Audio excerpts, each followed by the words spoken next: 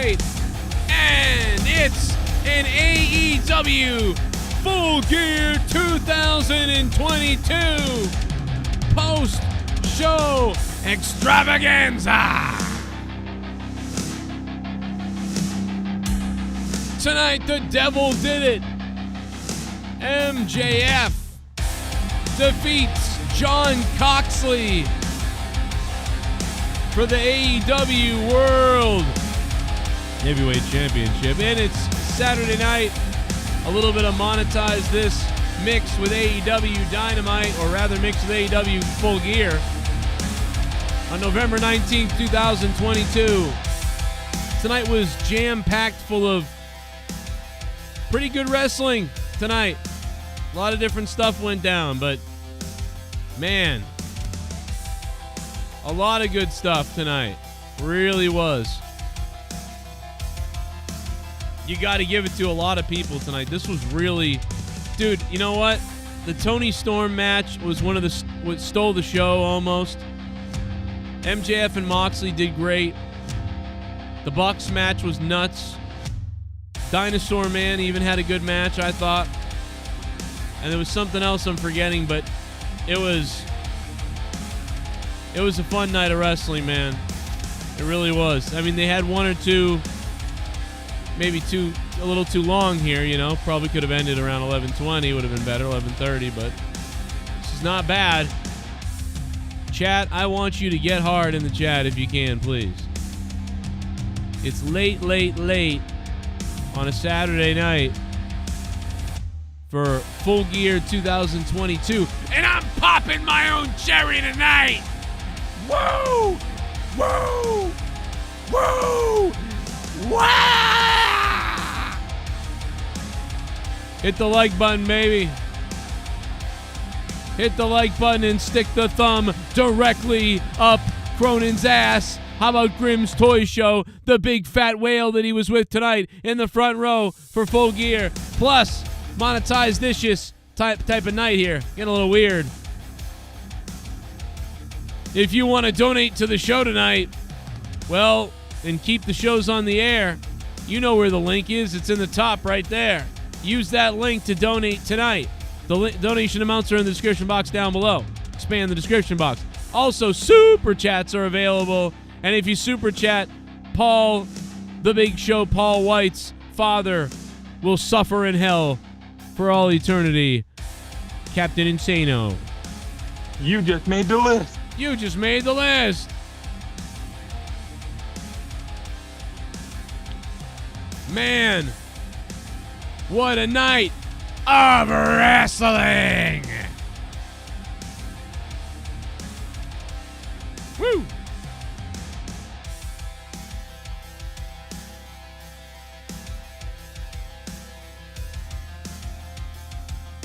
Shout out to the chat. Were there CM Punk chants tonight?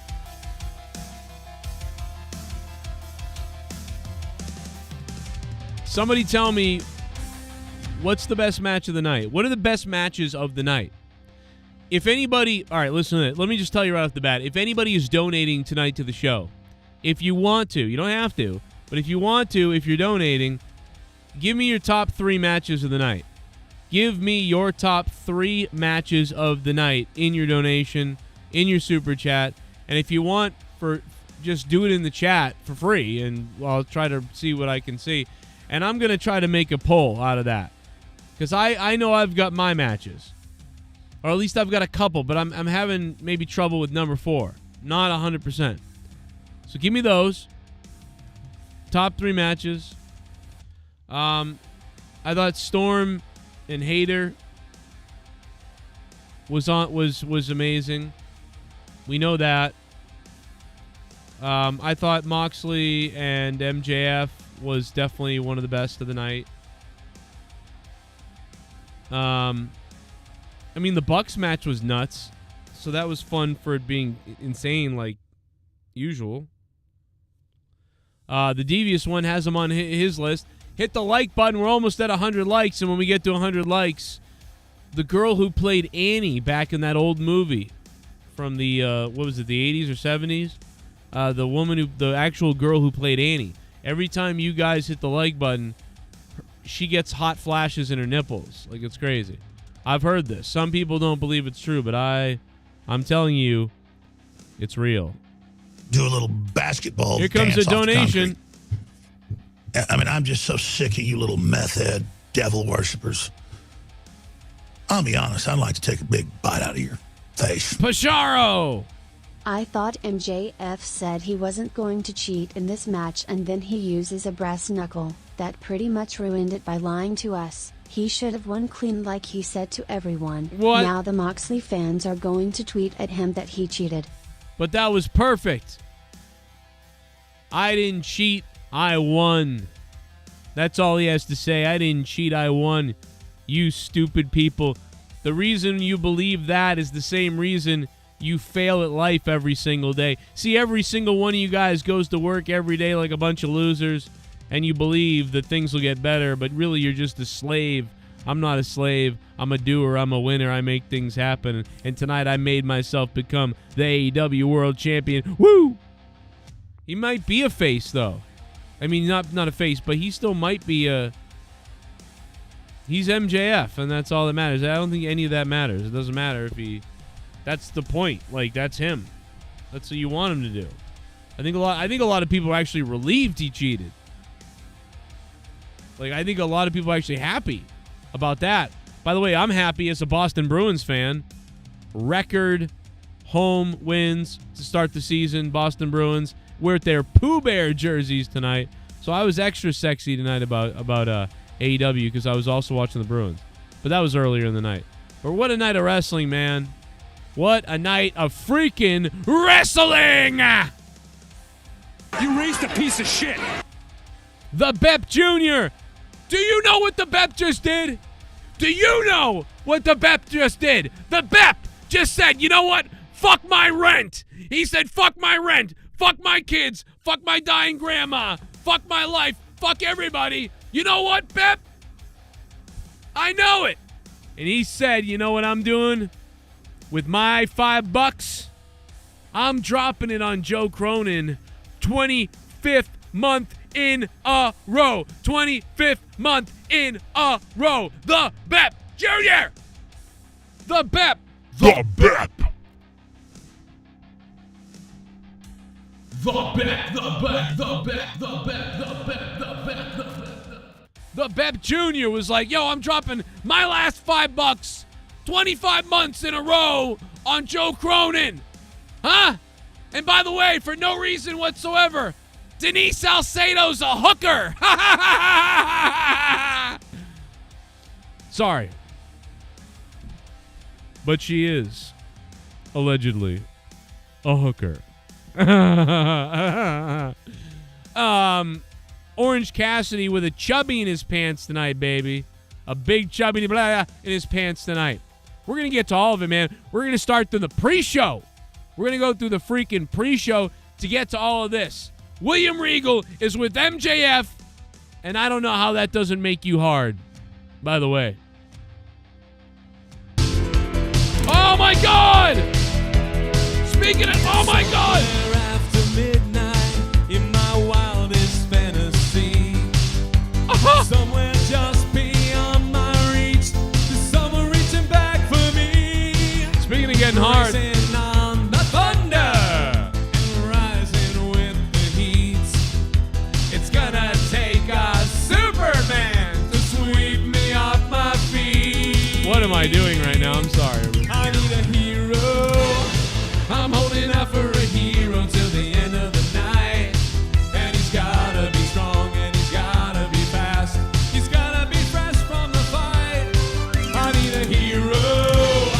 I'm holding out for a hero till the morning light. And he's gotta be sure, he's gotta be soon. He's gotta be larger than life, larger than life. I need a hero. I'm holding out for a hero till the end of the night. The best match was Raw 4-Way, Darby and Sting versus Lethal and JJ, Storm versus Hater. Best for me in that order. There you go. The Ghost from the Coast. ROH 4-way, Darby Allin, Sting, Lethal, JJ, Storm, Hayter. Yeah, I mean, well, wait a minute. How many is that? The Ghost from the Coast dropping $40. Plus, we have exclusive video from Mustafa, who was there tonight. There was a fight in the crowd. There were people getting naked in the crowd. Mustafa had a JCS sign. It was crazy. Yo, the Ghost. The Ghost from the Coast just dropped $40, man. Ghost, thank you so much, dude, for dropping $40. Thank you, sir. That actually almost pays for the pay-per-view. Thank you, man. I couldn't deal with the stream I was on. It was terrible. Ghost from the Coast. $40 from Ghost from the Coast. That is the top dono of the stream. Single dono of the stream. Thank you. Very much, the Ghost. Ghost is always clutch. Now, he said the best match was Ring of Honor 4-way, Darby Allin, Sting, Lethal, Double J, Storm, Hayter, and those are 3 matches. So I'm still missing. All right, so there's still a 4th one to be on there. I'd probably put the Moxley one on there, right? I mean, I don't know. I really enjoyed Darby too. And Sting. I actually liked it. I liked all the matches that were more simple.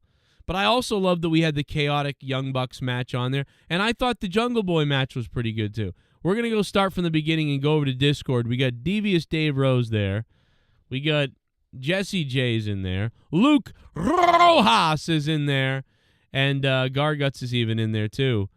So, we are going to go over to the Discord in a second because it's getting big over there. You know what I mean? You donated $50. I'm gonna take my dick out because you donated $50. Oh, you donated $50, motherfucker, boy. I'm a rich motherfucker.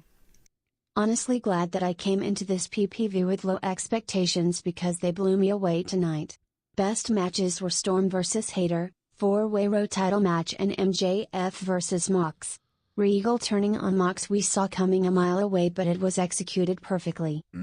Yeah, it was well done. The fans were very in on it, but happy, and it was cool. And it's a full circle story, you know what I mean, type of thing. Like, how great was that? It was good. It really was good, man. The Soundwave 92! Man, he just dropped $50. Soundwave, thank you. Wow, he just booted off the Ghost from the Coast like that. The Ghost from the Coast was kicking ass, and then Soundwave was like, all right. Soundwave 92 was like, all right, I'm going to just take you out. Soundwave, thank you so much, bro. $50 bomb. We are live at the Prudential Center in Newark, New Jersey, and sold out. What the hell? The show's starting over again on my player. What is going on? All right. And here I come to save the day. Take us in with a song. You just made the list. Dan Kennedy, go ahead. You just made the list. Yes. You just made the list. You just made the list. You just made the list. You just made the list. You know who's making the list right now? Garguts with that fucking feedback. Devious Dave Rose, hello. Oh, yeah! It's a great night tonight! Daddy's here! You know it. How hard were you during this pay-per-view tonight? This was a great pay-per-view. Blew my expectations, although I was expecting a lot.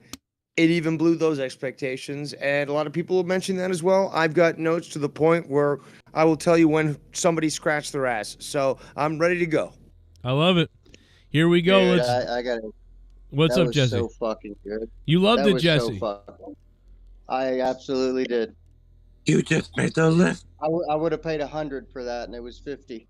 Great fucking shit. What a good show tonight. That really was good, man. I mean, there was a lot of, like, classic type of wrestling, dude, that was executed so well. Dude, and how about when Britt Baker came down in the women's match at the end? She was, she nailed up. They nailed everything they had to do, and it looked great. Yep. Yeah, I would say every match was perfectly done. And you even had the Just about. almost perfect. A couple of the women's match were rough, and the Paige thing was weird, Saraya. But I'm happy for her though that she came back, so that was fun too. Yeah, I mean everything was good, but I think that like when the last women's match happened, I felt like that was match of the night up until the tag match and everything was good. That's what it became. But Joe, I mean, I was so invested in this that I took massive notes for the pre-show. No, I agree. Let's start. Tony Khan stole the name of my conspiracy show to use that for his wrestling show. But I didn't see it. What did he? What's going on? Well, it's called 0 Hour. Really? And, that's hilarious. Yeah, but there was 3 matches on the pre-show. Do you want to start with that? Yeah, because it really. I mean, anybody else here on the call? No, let's start right from the beginning. We got Danny MT here. He's on drugs. Jesse's here. Luke Rojas is here. Garguts is here. We just gotta fix his mic. I'll fix it. And no, man, let's start right from the pre-show. All right. So again, the pre-show was amazing. Some people always shit on the pre-show, but if you actually watch it, it was great. It started off with a promo for Mox. Now, it had Excalibur, Taz, and Tony Schiavone on there, but they were also mentioning that JR would be coming on to the commentary for the show. Now, strangely enough, he seemed to have disappeared during the show. I don't know if other people noticed. I was shocked about him leaving again. I mean, I thought he was going to leave and come back, but he never came back. Yeah, I'm hoping he's okay. I hope there was no problems there. But yeah, I was just saying that during this pre-show, they announced that he was going to be there on the main show. What's that? He mentioned recently on one of his podcasts that he has to keep his leg elevated, and I'm guessing maybe he started having pain. Yeah, it had to have been a pain thing. Like he just couldn't deal with it anymore and was like, all right. But the show starts off with them coming out and doing a promo with Mox. Then we go to the first match, which was a great match. Despite the fact that it was on the pre-show, it was Orange Cassidy and the Best Friends versus the Factory. Now, Orange Cassidy and Best Friends were advertised to have a very evil tag team partner. And obviously that's going to be Danhausen. So this was a 10-man tag match, and it was extremely fast-paced. It was, I think, a really good, enjoyable match. There was a lot of highlight on every single individual. And in the end, the 5th man comes out for Orange Cassidy and the Best Friends team, which was Danhausen. And he sort of changed his look sort of thing, because he's had this look in the past. It just, his makeup changes based on his demeanor. So he could be comical, or he could actually be, and this guy's, if you look at his stuff on the indie circuit, this guy's fucking badass. He could do some good stuff, but he's been playing it comical for quite some time now, obviously for building up this character. And we saw like this good wrestling that he provided when it came to this match. And there was a really good audience response on Danhausen coming out and what he was doing in the ring. There were some really, really good moves made by him. You got Rastafa live from there, Dave. Look at this. Oh, Rastafa's live? Oh, there you are. Dude, I wondered about that. Oh my God, those white guys behind you are going to kill you. This guy's the 3rd member of the Young Bucks. He'd never be attacked. Unbelievable. Rastafa is out in the people tonight. Rastafa. I'm the people's champion, bruh. That's why. How fun was it to be there tonight? Because nobody chants it back. I want to say one thing. The winners of that match was Orange Cassidy, Best Friends, and Danhausen. So Rastafa, how was it? You like it? The energy was actually really good. I would say it was probably better than the first AEW show I saw at the Prudential Center back last year. And but I will say though, there were want to go. No, the mid card was not promoted right. That's why. So I was kind of like booked yet. Yeah, I know, and that was pissing me off. But I'll say this: I was my first time ever in a suite, and the experience was really, really good. And it was the only problem that I had with the show was that there were points in the show where there were pockets where it was so quiet. Like people were getting tired, people were getting fatigued. Well, but like Storm hater, like they had like 20 false. You should have just beat people up. You should have slapped them around and stuff like that. You know what I mean? And made them listen. What up, Devils? We got some Devils fans, all the Jersey people in there. Hey, how about the Boston Bruins? They're on a goddamn historic win streak, Christopher. Trying to get Good luck with that. I never thought New Jersey would ever fucking cheer for Long Island ever. Bro, dude, we're gonna talk about that, but Dave, continue with the prelims, brother. Don't let me stop you. Alrighty, go ahead, Dave. Right, so yeah, like I said, Orange Cassidy. Well, Mustafa gets shot in the train. Oh, go ahead. Well, so Dave, this had Danhausen in it better because I've not yet seen him wrestle, so this is a good match to go watch him. A few times, but now like this one really showcased a lot more that he's capable of. So I'm sorry, I gotta go to. We got breaking news really quickly. We're just gonna go. I know that Dave's about to. We're about to get into the pre-show. We got Mustafa in the subway. He could be shot at any moment, but we have to cut over really quickly. Fuck you, dude. Fuck you. We have to cut back because MJF is going off on the media scrum right now. We have to cut over to this right now. The media scrum is unbelievable right now. Let's go to live. Look at Tony Khan. Live right now to the media scrum via AEW YouTube. Oh my goodness. Here we go. Let's talk, shall we? Looks good. AEW. All right, shut up. Destination television. Once again, the ship has been steered properly. Once again, this belt is now the most important belt in this entire sport. And it's thanks to 3 letters. And it damn sure ain't AEW. I know for a motherfucking fact it ain't MOX. It's MJF. God damn you. Yeah. No offense. Look at Tony. Look at Tony just sitting there. Hey, this is what he did with CM Punk too. He's sitting there and taking it. He's such a deer in the headlight. I deserve it because I'm the best wrestler in the fucking world. And every single one of you know, I'm the microphone in the ring. Nobody can touch me. That's a fact. Nobody is on my level. And then, do you think you guys still believe me when I put over this motherfucker? He's quoting Punk. Roll the fuck up. No offense. Roll up. Let's talk a little bit, huh? He's got the fucking. What's going on with you and Regal? You know, we're all really interested. What's going on? How that link up started? The scarf. Huh? 70,000 fucking hardcore marks. Man, they really need to get a mic over there. Yeah, I was gonna Tony, turn that mic around. No, you want to know when all you motherfuckers are talking over it. You got to tune in to the MJF show. That's every Wednesday on TBS.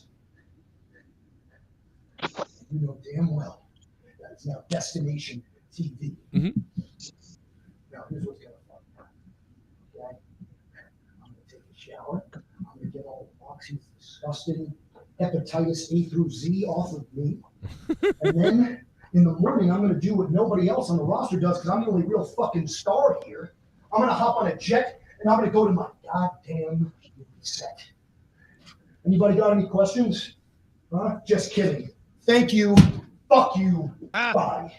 Champs fucking out, baby. We got to clip that. Wow, Jim Cornette We is gotta suing clip him. Yeah, that was a good way to end it. All right. We can continue right. from now. Maybe we were going to have some more questions and then bring in some of the other people from the pay-per-view. All God, right. you didn't even get his jacket off before all that. Now he reveals his drug addict hoodie. It looks very right, we will get back to the media scrum as more updates come in, but MJF was just simply going insane, and I thought that was really funny. Dave, let's shit bum. Continue after this shit bum. Gotta love MJF motorboating the lady during his entrance. Yeah, 7 dude, out what? of 10. Cage Please, match Storm that had to versus be Hater his in the aunt. main I mean, event come are on. my top 3. I agree, Chris Hall, and I love you. Stabbing Westwood lead singer Chris Hall is donating for the $5 shit bum. Wouldn't it be funny if that was like MJF's aunt or something? There we go. Really could be good. But yeah, Dave. Yeah, now that was one of my notes. Motorboat. Yes, what a wonderful motorboat it was. It's a beautiful motorboat. No, Luke, I'm not legit mad. Okay, but it is annoying. I just got the I just thought you were because you were like shut the fuck up. No, okay. No, think of it this way: Joe's highlighted. Everyone's talking over it. How can I hear what the fuck he's talking about? I'm gonna have to go back now and listen to the fucking thing. If Well, everyone actually, I shut the got to fuck be up honest, and Dave. mute You can themselves- actually barely hear it. It's really Yeah, bad. I know, but if everyone just muted themselves, we might have a better chance of doing so. But hey, I muted myself, and hey, whatever. I did. I did. I didn't hear anybody to be. Maybe I didn't hear. It didn't come through my Discord to me. But It's because Dave's got to act like the teacher all the time, you know, because he was like the teacher's pet. I get it. Stop getting mad at people that are fucking just intelligent, dude. Like, relax. All right. Your intelligence, but that's funny. all right. Well, anyway, continue, Dave. No, Intelligent in some people being a ways, rude person. Listen, it's a I'm just insulting your manners, not your It's a intelligence. perception. You have no What manners. manners? You just made the list. So I guess you're back in one of those sort of attitudes or moods today, there, Isaac, or Luke. Isaac whatever. Rojas, bro. Whatever. It's the same last names. You can't I'm gonna- expect an old I'm man gonna like me make, to I'm keep gonna make track of Grim your You guys first gonna name. be okay? You know, are we gonna be all right? No, we'll I'm save, gonna we'll make save that for Grim monetize Toy this. Show's logo. Save I'm it gonna for make Grim monetize Toy this. Show's logo. How about this? Save it for monetize this. We'll do We that. need Tomorrow the night. dark Isn't match. this monetized this already? No, it's still the AEW review. Okay, I'll okay. Yeah, I wasn't trying to be rude. I'm just saying stop acting like the teacher. I Come want on. you to shave your pubes and put them in. perception. I'm just basically going through this shit. Yeah, he was just trying to radio etiquette. All right, let's move right, on. anyway, Like, you know what's so what's worse is let's move talking on. about it for 8 minutes. That's what's worse. Let's talk about. I the stopped fucking- talking, but See, no, you haven't. okay. You Let's just move made on. the Why don't list. we just move on to fucking talk about Go ahead, wrestling? let's about start the tonight's show. Then move Let's on. go. I'm saying move on. I've let you move on, but you've gone on. No, you keep. If you wanted to move on, you'd shut the fuck up. All right, so let's continue. Renee does a little interview there with Takesha. Wait, he's black. He's now been signed to AEW. Sorry, Takesha's a black girl's name. Yeah, Takeshita. Takesha. Sorry, there we Yeah, go. I'm See, just kidding. he might not be Hispanic, but he's certainly more Japanese than I am. So Takesha basically has been signed to AEW, and this guy's huge, man. Did you see the size of that guy? But like yeah. he's typical Japanese. He's all like apologetic and all happy to be there. How and all about that. the But, hey, English man, off of him though? The English on him, holy shit, bro. Yes, I'm glad there's somebody that's from Japan that actually can speak English well enough that we can understand it. So hey, Yeah. that's something to look forward to. And I really it gets annoying when people say, "Oh, who is this?" Well, how about this?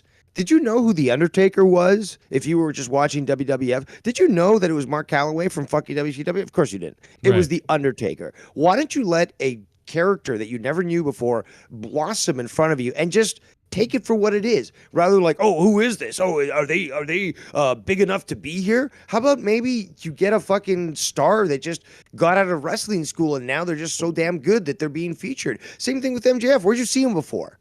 It just annoys me that people would fucking expect, oh, well, where'd you see, like, where was he before? Like, where have I should have seen him and stuff? It's just fucking, it gets old.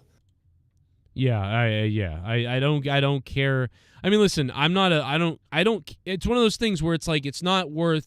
I'm not gonna get mad at this guy. The only thing I took away, I didn't take away like who is this guy or he sucks or he doesn't suck or why is he here. I didn't think any of that. I just thought that guy has really good English for a Japanese wrestler, and I don't know what he can do yet. So I don't really have anything else to say but that. So all I have to say is great English. Let's see what he does in the ring. I don't know. So I'm not, I'm not even shitting on it. I just, whatever. Now, if he starts wrestling and it's just generic guy number 7, it's kind of like he was on Friday. He was on Rampage as well. So, right. We saw. I was wrong there. I'll admit that I was wrong there. That match I thought was going to be a lot better. It was not. Not like tonight's match with Kingston, but we'll get to that. But still, he performed very well. I'm glad that he is in AEW, and I do like to see this, the addition of different stars from around the world and such with different styles. But the next match, which I think actually was probably the lowest, and I'd want to hear your guys' opinion on this, but I think it was the lowest rated of the night. But it was Ricky Starks versus Brian Cage for the semifinal round of the AEW Championship Eliminator Tournament. So the person who wins this gets a chance to go against the AEW World Champion, which is now obviously MJF, but Ethan Page was on commentary at this point, so I'm sure you really loved it, Joe. I actually wrote one of my points was literally just one line: mediocre. And even on announcing, it's like, oh. Yeah, but Ricky Starks, I'll say one thing before I shut the fuck up, is that he actually showed a lot of strength because he actually lifted up Cage, and Cage is a fucking meat wall. And his selling was good too, I thought. What's that? His selling? Yeah. I thought but the winner was Ricky Starks. But what do you guys think about this match? Because I personally think it was the least entertaining and least good match of the night. This was the pre-show, right? No, this is on the main show. It was on the first. Oh, match. Shit. This was the second match of the night. Oh, okay. Yeah, Jungle Boy was the first match. We didn't even talk about that. Yeah, that's true. Actually, I did miss that. That's why Garguts is all fucked up. Wait, Stark. Wait a minute. You're telling me Stark? I don't even remember that. Starks was actually on the main event. I mean, the main show. Hold on. No, I'm still on the. No, my bad. I'm stoned. Yeah, you're on the pre-show. We're still talking pre-show. I'm like, am I crazy? Or I was like, just what's scrolling going down. on? I was like, hold on. That's not wrong. Like, yeah, because you just Yeah. said Jungle Boy was the first show. It's like, no, I'm sorry, guys. Just please forgive me, okay? Yeah, But yes, Dave's drunk. this is the second. This is the second match of the pre-show. My bad, guys. My bad. Not culpa.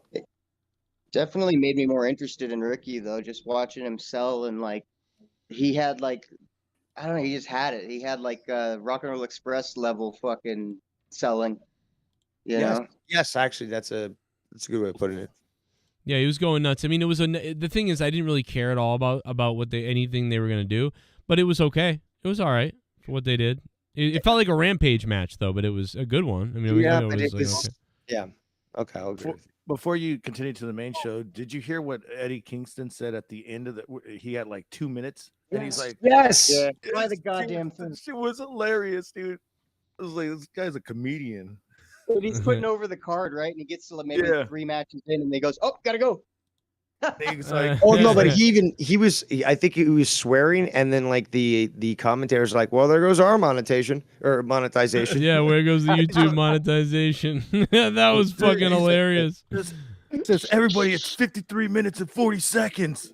And they're telling me to leave. I gotta go. All right, we'll cut that part out, dude. That was hilarious. Here go Tony Khan hugging people again. You know what sucks though is that they cut off the pre-show. Like I wanted to actually play the clip of Eddie Kingston, and they cut it off.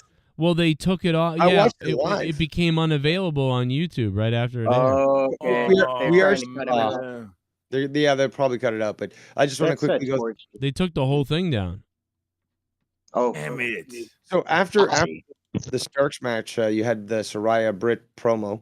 Okay, is it Saraya or Saraya? Because I think it's Saraya, I call her right? Saraya, yeah. I think Saraya. Yeah, but the commentators tonight were calling her Saraya. So okay, you had a promo between Kingston, which was emotional and all that, and then you got the actual Kingston Akiyama fight, and the stadium actually in those angles looked full.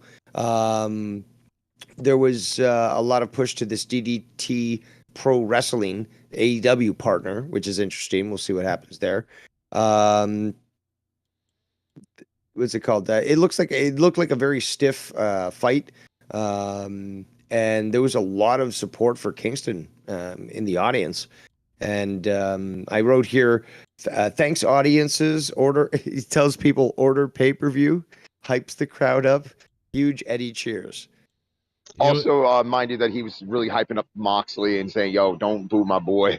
Yes, that he said that multiple times. But yeah, that's when he actually said "fuck" and so forth, and that's when the commentators did say, you know, shit, we're not monetized. Yeah, but, that was I'm so mad that that's not up because I want to play the. It's got to be on. Maybe I can find it on Twitter, but I mean, like, if you want me to find it, I did find. He hyped up the crowd. Damn, Joey still letting pedos on here. Wait, who's the pedo? There's so many possibilities. They gone. It don't matter. So, Garga, did you say you got that thing? I did find. I only found like one short clip on YouTube. It's not the whole thing though. He went I'm on trying for to like find it too. he had like 4 minutes or something. He's like, "What time is it?" No, it was actually 8:52. He's like, "What time?" Or no, was it 7:52? It's like, "What time is it?" 7:52. Well, how much time is that? I can't calculate. And then he just started going into this, and he's like, "If you haven't done so, buy the pay-per-view." And then he started to go into other stuff. That was a good promo and stuff. I hope that the pre-show is back up. It was down, but it's back up. So here we go. At the last minute now. Strap in. Also, Jamie Hayter, Tony Storm. Yes. That's my match. I want to see that. Britt Baker. Well, he was right about that. Saraya. Oh, he told me I gotta go. Peace. Before that, he goes. It's 2 minutes of awesomeness. Oh yeah, he will. Yeah, I started at the end. Yeah, he had a lot more. Actually, he was right about that. He started at 52. He edited at 56. I think. That's it. Fucking hilarious. Where is it? Hey, that was the best women's match in a while. Yeah, that's the best match since Rosa and Britt Baker, I think. It's great. I feel like nobody cared about it until Britt Baker came out. No, it was on, dude. It was one of those things we always talk about. This, it was one of those crescendos. It was building and building, dude. I talk about this all the time, and it had all the things. Remember all the things I always talk about with the crescendos? Like, it actually had a real injury, right? Like, a real injury kind of like adds to the match, and the way they were selling, and Tony Storm fell on. Like, there was all this stuff that was done wonderfully, man. Like, it was so good. Well, Tony and they Storm. gave no time to rest. Like, I don't know if you guys noticed, but it was like go for like 5 matches, and then the last 3 matches they took their time finally. Yeah, like that women's match was just go. The Saraya. Let's go through. Come on, guys. I know that we're excited, but let's go through in order at least. All right, go back. Yeah, let's start with the first match on the actual show. Jungle Boy and Luchasaurus in the steel cage match. Okay, so first and foremost, before we even get into it, this match was barely advertised until literally last Wednesday, and I was worried about this match. And notwithstanding the fact it started first, you're going to start off really hot first, and it had to deliver. I was, when I was viewing that, the crowd was anticipating some really decent high spots, and there was just so much drama. I mean, first for the go, Jungle Boy was bleeding like 3 minutes into the match. Yeah, I'm not sure if they had that time cut or if their match was cut, but man, it was brutal at first, and there was a couple great. It was spots. an odd start. I mean, I actually liked that it started now. I think it was a good idea, but it was odd that was starting the night. I was like, what? The cage is opening the night. Wow, okay.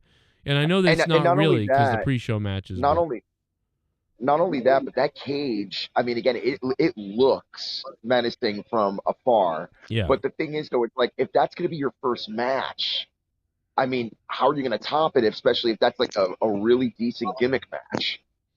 Well, because of the gimmick, I think, because it's such a gimmick that. Well, they didn't reach that level again until the women's match way, way later. So, I feel like it worked out because it was a hot start, Well, then going forward, Christian was trying to get into the cage. He's trying to be all nonchalant by stealing the referee's key. And he gets caught, and next thing you know, he's getting thrown out of the building via security. Thank you to the indie guys that were doing that. And, before that, there was a javelin shot by Luchasaurus to Jungle Boy up into the cage. Next thing you know, he's bringing in some furniture, some chairs, and a table. And there was an interesting choke slam that Jungle Boy took on the chair, which I thought it was going to be through both chairs, but no, it was just the one. And it looked as if I'm assuming it hurt a lot. Dude, there was a lot of moves tonight where people seemingly might have gotten hurt. Yeah, dude, when Keith Lee went over and hit his knee, I was so worried for that guy. Also, the tombstone spot, which went into the flapjack, which was interesting. There was a lot of tombstones tonight. And then, of course, the high spot with Jungle Boy flying off the cage. Dude, I thought he had a concussion because the way that he landed wasn't fully hitting the mark. He got the elbow in, but the way that he hit the table looked so awkward. Yeah, Yeah. Oh, it looked somewhat off. Yeah, and then we of course go to the finish, and Luchasaurus tapped out. I mean, I was shocked by that finish. I thought it was just going to be a 1, 2, 3. But You know what, though? Usually actually, I don't agree the with that. commentators put it over right as he was about to tap. Like, no one's ever gotten out of this tap. Like, they kind of put it over. Damn. Sorry, Dave. What were you saying, Dave? No, I was sneezing. I couldn't mute myself in time. Oh. But it's okay, Dave. Yeah. Man. But go ahead. No, I'll say one thing though is that there was a huge pop for the match, and actually for Jungle Boy. And when he got onto the top of the cage, there certainly was a lot of reaction. Yeah. Absolutely. And dude, even after the match where he's going back up on top of the cage just to go over the cage, just to get that reaction, and then him hugging his family, and as gruesome as that was, it actually kind of reminded me when Penta was hugging his family after his cage match with Ray Phoenix and the Young Bucks. Dude. The Young Bucks. And it was a really cool. Yeah, dude, really cool. I'm sorry, but I busted out laughing my fucking brains out when Christian snuck up on the referee and pulled the key off his belt. Dude, it was so cool. That was so cool. Wait till you see that on video later. It was stuff. Did they fuck up that table spot, by the way? No, I don't think so. He just kind of like he hit him. He actually kind of landed, but he could have separated his shoulder the way he did it. I would have tucked it a little more, but it was good. Could have broke his neck, so they kind of botched it just a little bit. I mean, dude, ever since that last table spot where Jungle Boy almost got a concussion, I'm like, damn, dude, you really got to be careful when you're doing a move on the table and not hurt yourself. But it was a great match. But Dave, you could take the second match. If it wasn't Undertaker Michaels, but it was KANE Michaels. That's what it reminded me of. Gotta be KANE. You want to take the 6-man tag match, Dave? Yeah. So I'll give some information about it for the audience, and then you can take on. But Death Triangle went, who were the champions, was versus the Elite for the Trios title. Penta came out with a Joker look with his mask. Yeah. I loved it because as soon as it started, what did we hear? Fuck CM Punk. Fuck CM Punk. Oh, I didn't even hear that. Oh, that was all throughout the arena. Trust me, throughout the entire night. Throughout the entire night, because this is where I was able to hear it mostly when it came to, and there was more times later on, but I heard it just like it was so distinct at that point, so early in the show that it was just like, wow, they're really fucking, making a point here. So that, and I wrote fuck CM Punk chants, love it. Very fast paced match. Huge pop. Wait, Dave. Looking great. Oh, wait, Dave. I was just going to say this. The ring entrance for the Elite. The music. Yes. That's carry on wayward son. That's Kansas, right? That's Kansas. Good intro. Good idea. Also, I believe Nick Jackson drank somebody's dude, fucking coffee. Yeah. Apparently the pandemic's over, so you can drink a fan's drink again. Dude, I saw them drinking drinks during the pandemic. They didn't care. Commentators are like, "Oh, is that even safe?" Blah blah blah. He tried not to let him get in his mouth. If you notice, he kind of barely. It touched his lips. Hey, how about? He said, "Is there no alcohol in it?" You could tell him. Yeah. He's like, "There's no alcohol. There's no alcohol. Are you sure?" And he asked, all right. Then the guy said, by the way, I've got fucking hepatitis C. Just so you know. I've got mono, just so you know. This was a high-flying match. There was some really great moves. Nick Jackson off the top ropes, for example. You had the fact that the hammer was reintroduced and stuff, and initially Phoenix threw it away, but eventually he was given it again, and they used that to actually, so they're going heel, and they're clearly making the Elite the faces. Which by the way retains the titles, and Which, by the way, when Don Callis was out with them, he went on commentary, didn't he? Yes, he was. Okay, so the funny thing is that with him, did you call him Don Carlos? No, Don Callis. Okay, all right. I'm just making sure. No, he basically was. He's been a heel up until this point. Was hyping up Kenny Omega as a heel, even when Kenny was gone. So it's kind of awkward seeing him as a babyface in this case. or is he? I don't know. And then, of course, you know, the whole thing with the hammer, and this has been happening for weeks, so the buildup was there. Finally, Rey Fenix gives into this heeldom, does, you know, the hammer shot. But what was interesting about the whole match was how, I mean, the crowd was heavy on the CM Punk chants. That, like, up for a couple years after CM Punk left WWE, you know, people were chanting his name because they missed him. Now it's the complete opposite. So it was really interesting because we talked about this before. I don't get that though, because I mean, how they gonna do 7 more matches? CM Punk could have done. We'll talk about that. We will talk about 7 more matches of this trios bullshit with the same teams apparently. Yeah, I didn't even hear about it until it was literally announced tonight, and wasn't even made aware. But we'll talk. I didn't know about it either until tonight. I didn't even know what the fuck. This is the first time I'm hearing about it. I think it was. It's called a surprise, people. It's called a surprise. Yeah, it was like an on the spot. No, they chose to announce it tonight. It was just weird that it was. You know, I mean, I don't know. He's got to go through. They got to go through 7 people. 7 teams just to get back to their titles. Yeah, I have my reservations about that. Yeah, they want to do the Mortal Kombat thing. That's great. It's one of those things where you did the 5 Tower matches. of Power. Yeah, it's one of those things if you did 5 matches, like the best of 5. Now you're doing 7 matches with 6 guys. Yeah. I'll do anything with 6 guys. I'm not necessarily. They might work CM Punk by the 6th match. When's the last time they even did a best of 7 match? Like, I can't even remember. Like, I think we gave up on. I don't remember either. So, yeah, like okay, so this Sheamus and Cesaro. Yeah, Sheamus and Cesaro. Thank you. I was about to say that. You raised a piece of shit. Oh, thank you, Rella.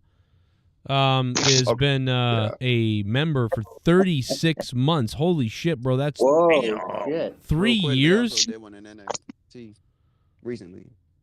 Huh? Best Oh, out they of did win it. 7 series. Was it I a didn't best of see it. 7 or was it like a best of 3? Because I don't remember any best of 7 match. It's a best of sevens package. Sorry, best of sevens package. All right, moving on. Third match. Yeah. By the way, to me, Dave, that was the worst match of the night. I agree. What's that?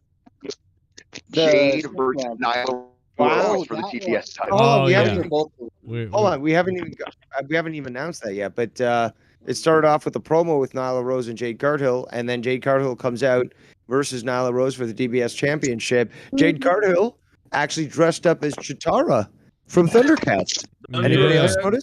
Yep. Yeah. And did anybody notice that her fucking ass cheeks were eating her fucking uniform? Bro, I wanted to eat her, and I wanted her to just fucking kill me. Yeah, that was part of her. That was part of her. She looked amazing when she came out as the. Like I know, it was just one of the She-Hulk. nylon. But the winner of that match, I don't have too many notes on this one. It was a consistent match. I'm not going to say it was a bad match, but you got settlement on the issue of who was the champ, blah blah blah, the belt, blah blah blah, and yeah, Jade Cargill won the match. Yeah, there was no. It was all right, but how bad it was. Just to let you know how bad it was. He actually sent a video of this to Joe. is it as bad as the connection? Oh, Oh, yeah? you're on the train right now. How's your connection? Mustafa is riding on the train right now, so the fact that we can even hear that anything. Got mugged on the train, probably. Can you hear me? Should be mugged. Yes, but You didn't slip and piss, did you? you didn't get mugged, did you? Sorry about that. All right, so No. What's the score? Come on, pick up the pace. We're doing a show here. Yeah. So basically, yeah, the crowd was leaving. Like 10% of the crowd left. Wow, I would too. During Jade Cargill? the piss break match. It was the only match you could have done it in because the rest of the matches were pretty much you don't want to leave for the most part. Oh, we already knew that Jade Cargill was going to get her fucking belt back. It was Yeah. easy. But Mustafa, Right, Mustafa, you think that this was the worst match of the night? It was the absolute worst because, dude, 10% of the crowd left. And not only that, but I mean, I sent the video to Joe, and I'm thinking to myself, I've seen people walk out of a match, but not at that rate, at that speed. People were heading for the bathroom. Yeah. Check this out. This is the video he sent me during the match. Pissing. There's a video. When you got to piss in those fucking arenas. And damn, it takes forever. Can't see the Oh, wait, video. how many? Yeah, I can see it.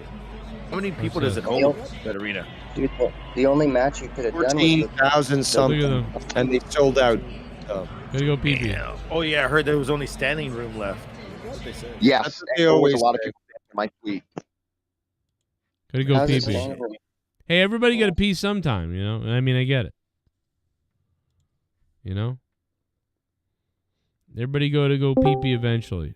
I like the Anyways, I'll still give it to Jade for dressing up as Chitara from Thundercats. That was cool. Yeah, she has good good ideas when it Thunder comes to Shiro. contemporary. Well, that might come soon. You never know. So yeah, she's a nerd and she knows her shit. So that's cool. Next match: Jericho versus Danielson versus Castagnoli versus Guevara for the ROH World Title. Huge reaction for this match, much more than I expected. Danielson versus Castagnoli certainly had some great moves and stuff. Very technical, especially between them. There was a great double cutter from Sammy, for example. Sammy and Jericho, walls of Jericho. Danielson was caught by Jericho midair. Claudio's kicking and his figure four. How about when he did the spin at the end, Dave, and then Jericho tried to dive onto him, but he landed on the guy's spin? Like, I was like, I got that here. Yeah, I got that here too. GTH to Jericho by Sammy, and then there's a shooting star. Wasn't there a Walls of Jericho that was like a double Walls of Jericho? I don't remember that, but it was filled with a lot of good wrestling, in my opinion. There was a lot more energy than I expected, and the audience was very much into it as well. The ultimate winner was Chris Jericho, who obviously retained his title as the ROH champion. And by the way, the heat on Sammy from that Jersey crowd was apparent because even in the upper balconies, people were really hating him. They were saying "F you, Sammy." So yeah, I forgot to write that. Yeah, he's got a lot of heat, which is great, but it's good. It's good heat. It's not like bad heat. Not like. But he got over when he started going against Jericho. Yes, yes, he did. But that's the thing. That's the thing. You guys changed like that on a fucking The dime. whole audience was singing Jericho's theme when he came out. So. Yeah, no, I it changed so don't know why he's a heel then, because that's kind of silly. Well, this is what's going to be happening eventually. All that matters is Trump is back on Twitter. Mean tweets, baby. Mean tweets. Rosie Donald's fat. But they're planning Sammy versus Jericho for down the road, and I'm assuming it's going to happen next year. But this is another reason why for this match. They're planting the seeds so that way every little nuance is added onto the rivalry. He's already gone against Jericho once when he left the fucking inner circle. Okay, look, it's And now this for the title. Got it. Yeah. It's a cycle. Okay, this is how it works here, you know. But next thing is after that match, there was a promo between Saraya and Dr. Britt Baker, DMD. And that followed the actual match itself. The crowd actually got quite loud on this. I didn't have many notes on this one either. It wasn't bad, but it wasn't noteworthy to the point where I didn't make notes. I watched it. I enjoyed it, but it wasn't something that I can point to and say this is the reason why I watched Top Gear. Ultimately, Saraya won. For the next situation, I don't think they'll have to do that because it's after her first match now. You know what I mean? But so I'll say this though: Saraya was looking good in the ring. She was looking a little rusty, but that's understandable. A little. As much. Her boobs seem to have gotten bigger. I don't know if that's true. Dave fell out like twice. She had to keep pulling him back in. I don't know if you caught that. I did not. Oh man, and her bum was jiggling around. Oh, she was good. But yeah, I mean, it was an enjoyable match. You had the audience behind the story. That's the big thing. And, you know, it preceded the story between them. So, you know, I'm happy for the success. And, you know, I expected Saraya to win anyways. She's coming back. You know, she's got to establish herself. And now you've got the ability to maintain some sort of feud between the two. Yeah, so basically my notes on this were pretty much that there were a number of chants. One of them being that there was a small pocket on the floor section where they were trying to chant women's wrestling because a lot of the women really were looking forward to this match in the crowd. But the thing was, though, and you got to understand this, based upon where I was sitting was in the center of the room, of the arena, it got quiet a lot of the times during these matches, which I never understood why.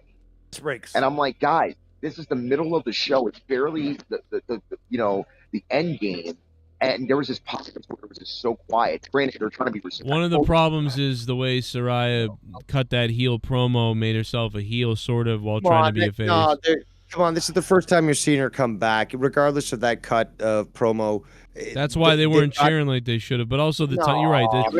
All right. Here's the thing. I agree with you. Let me get to it. I got another point about it. And that besides that, I do think that Saraya should have been on second, probably, or third. Yeah. Like, not that far later. Second or third. You know, the Young Bucks maybe in the middle would have been better. Okay. I thought it had to do with the neck selling. Like there was a lot of story with the commentators and shit. Which like they needed to do. They needed to do that because again, there's a lot of people that may be watching her for the first time and have never actually that might have seen her bored the fans. That's my point. Is they might have bored you guys up in the crowd because you don't get the commentary. You're not getting the story going on as much. But even if I was getting the story, it doesn't deter from what I'm seeing in the ring. And granted, it was a good match. Like, it was way better than the Nyla Rose Jade match by a mile. But I will say, though, that I think this was one of the most anticipated non-title matches of the night. Yeah. And it was okay. But that was just that. It was okay. And it was just fine. It's understandable, as Joe said. I got to bring up real quickly, we also forgot that. I just want to bring this up because this happened to a lot of people tonight. A lot of people got hurt tonight. Pac had his nose probably broken in that match, so he got blood all over the place from his nose. Tony Storm. We'll talk about that later. But I mean, I just want to make sure we hit every time we hit the match. We forgot it, and maybe we didn't forget it. But hurt? Just Pac. Besides those two. Pac. Well, no, we'll go through it the rest of the night. But a lot of people. Sammy Guevara. Sammy Guevara was bleeding. All right, you want to do it now? Sammy Guevara got hurt. Pac got hurt.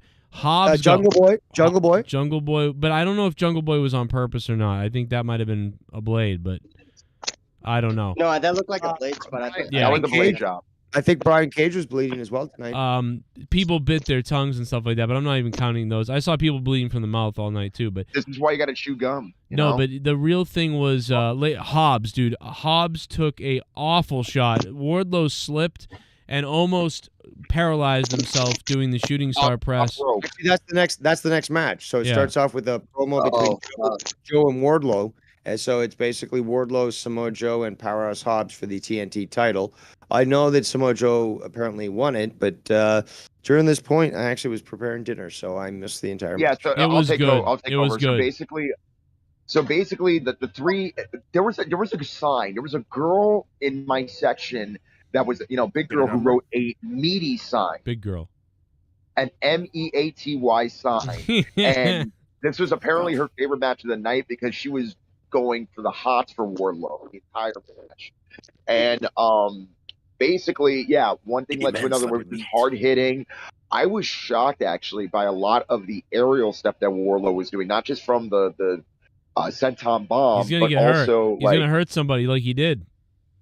But dude, I mean, again, I knew he could fly, but he was doing things that I was barely seeing him doing in matches previously. And Powerhouse Hobbs just a brick, built like a brick truck and just doing his thing. Brick truck. Brick truck. Yeah, literally, I said brick truck, whatever. And yeah, dude, he was he actually it's probably the best match that he's had so far for Hobbs. And then Samoa Joe is just Samoa Joe, the classic Samoa Joe that we've known since TNA and ROH even.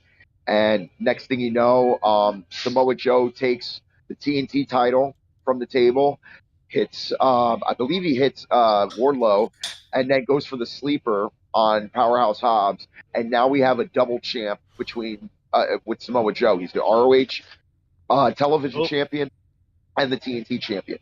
Fuck yeah. Yeah, let me tell you something. Wardlow almost paralyzed himself. He literally, I don't know what he was thinking. I was scared for him. I was literally scared for him. He slipped on the top rope, and then he rushed the move to try to hit it before he fell. And so then he hit it, but the problem was, because he was so focused on not crippling himself, rushed it. He almost, what the fuck? Jesus Christ, what is that? He almost paralyzed himself, but because he had to adjust himself. He landed on Hobbs with his full weight as Hobbs was like, dude. I actually thought Hobbs broke his ribs, and I think I saw the referee even give the sign someone was hurt. I'm not 100%. Let me see the referee. No, there was that, but it was still scary though, because again, I thought he was going to end up like Psycho Sid in WCW. Like it was almost that close. Yeah, I mean, I guess broken ribs are better than broken. I was worried. So. Yeah, Hobbs is the one that got hurt. Hobbs got hurt bad. But in the end, it looks like he just got the wind knocked out of him. I thought he could have had a busted arm. Lucky he's such a big dude. Like, dude, probably yeah. I give him so much credit for like I don't even know, bro. That must have killed, and he took all of that shot because Wardlow lost his balance and came down on him. And so all these guys impressed me. I thought Samoa Joe looked great. All three guys for a big man match. This was really good. Like I loved it. I liked it. And one other thing about Powerhouse Hobbs, basically, there was a moment between him and Wardlow in the ring. It seemed that there's a bit of respect going on. Do we see them as a tag team on the road? Oh, dude, that's the first thing I thought. Yeah. Yeah, Mustafa's he faded out there for a minute, but I think I heard what he said. New subscriber. We got a new sub. It's Ronnie. Ronnie Sweetheart.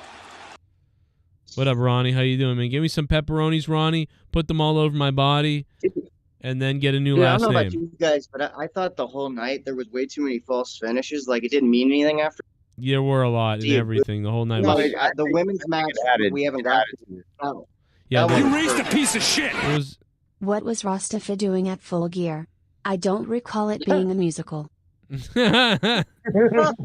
Did you see Samoa Joe's tits donated that? Yeah, you're right, Mustafa. There must have been someone singing something to get Mustafa. We were singing the Acclaim song. That's what we were singing. One note I wanted to say is that Ethan Page, while he was on commentaries, like, did you see his tits?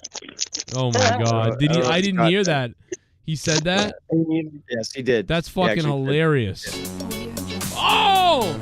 Oh my goodness. Scissor me! Here's. Let's get gay, let's get gay. I want that gay in my face. I want that gay. Let's get gay. It's a party. It's the gays. The ghost is back. Gays. I love gays. I want gays. I'm not straight. I want gay, gay, gay, gay. I want that gay up in my face. Let's get so gay.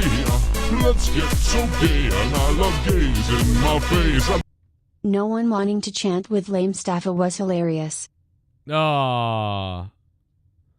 What? I think they would. I think they were thinking. I think they were just scared he was a criminal.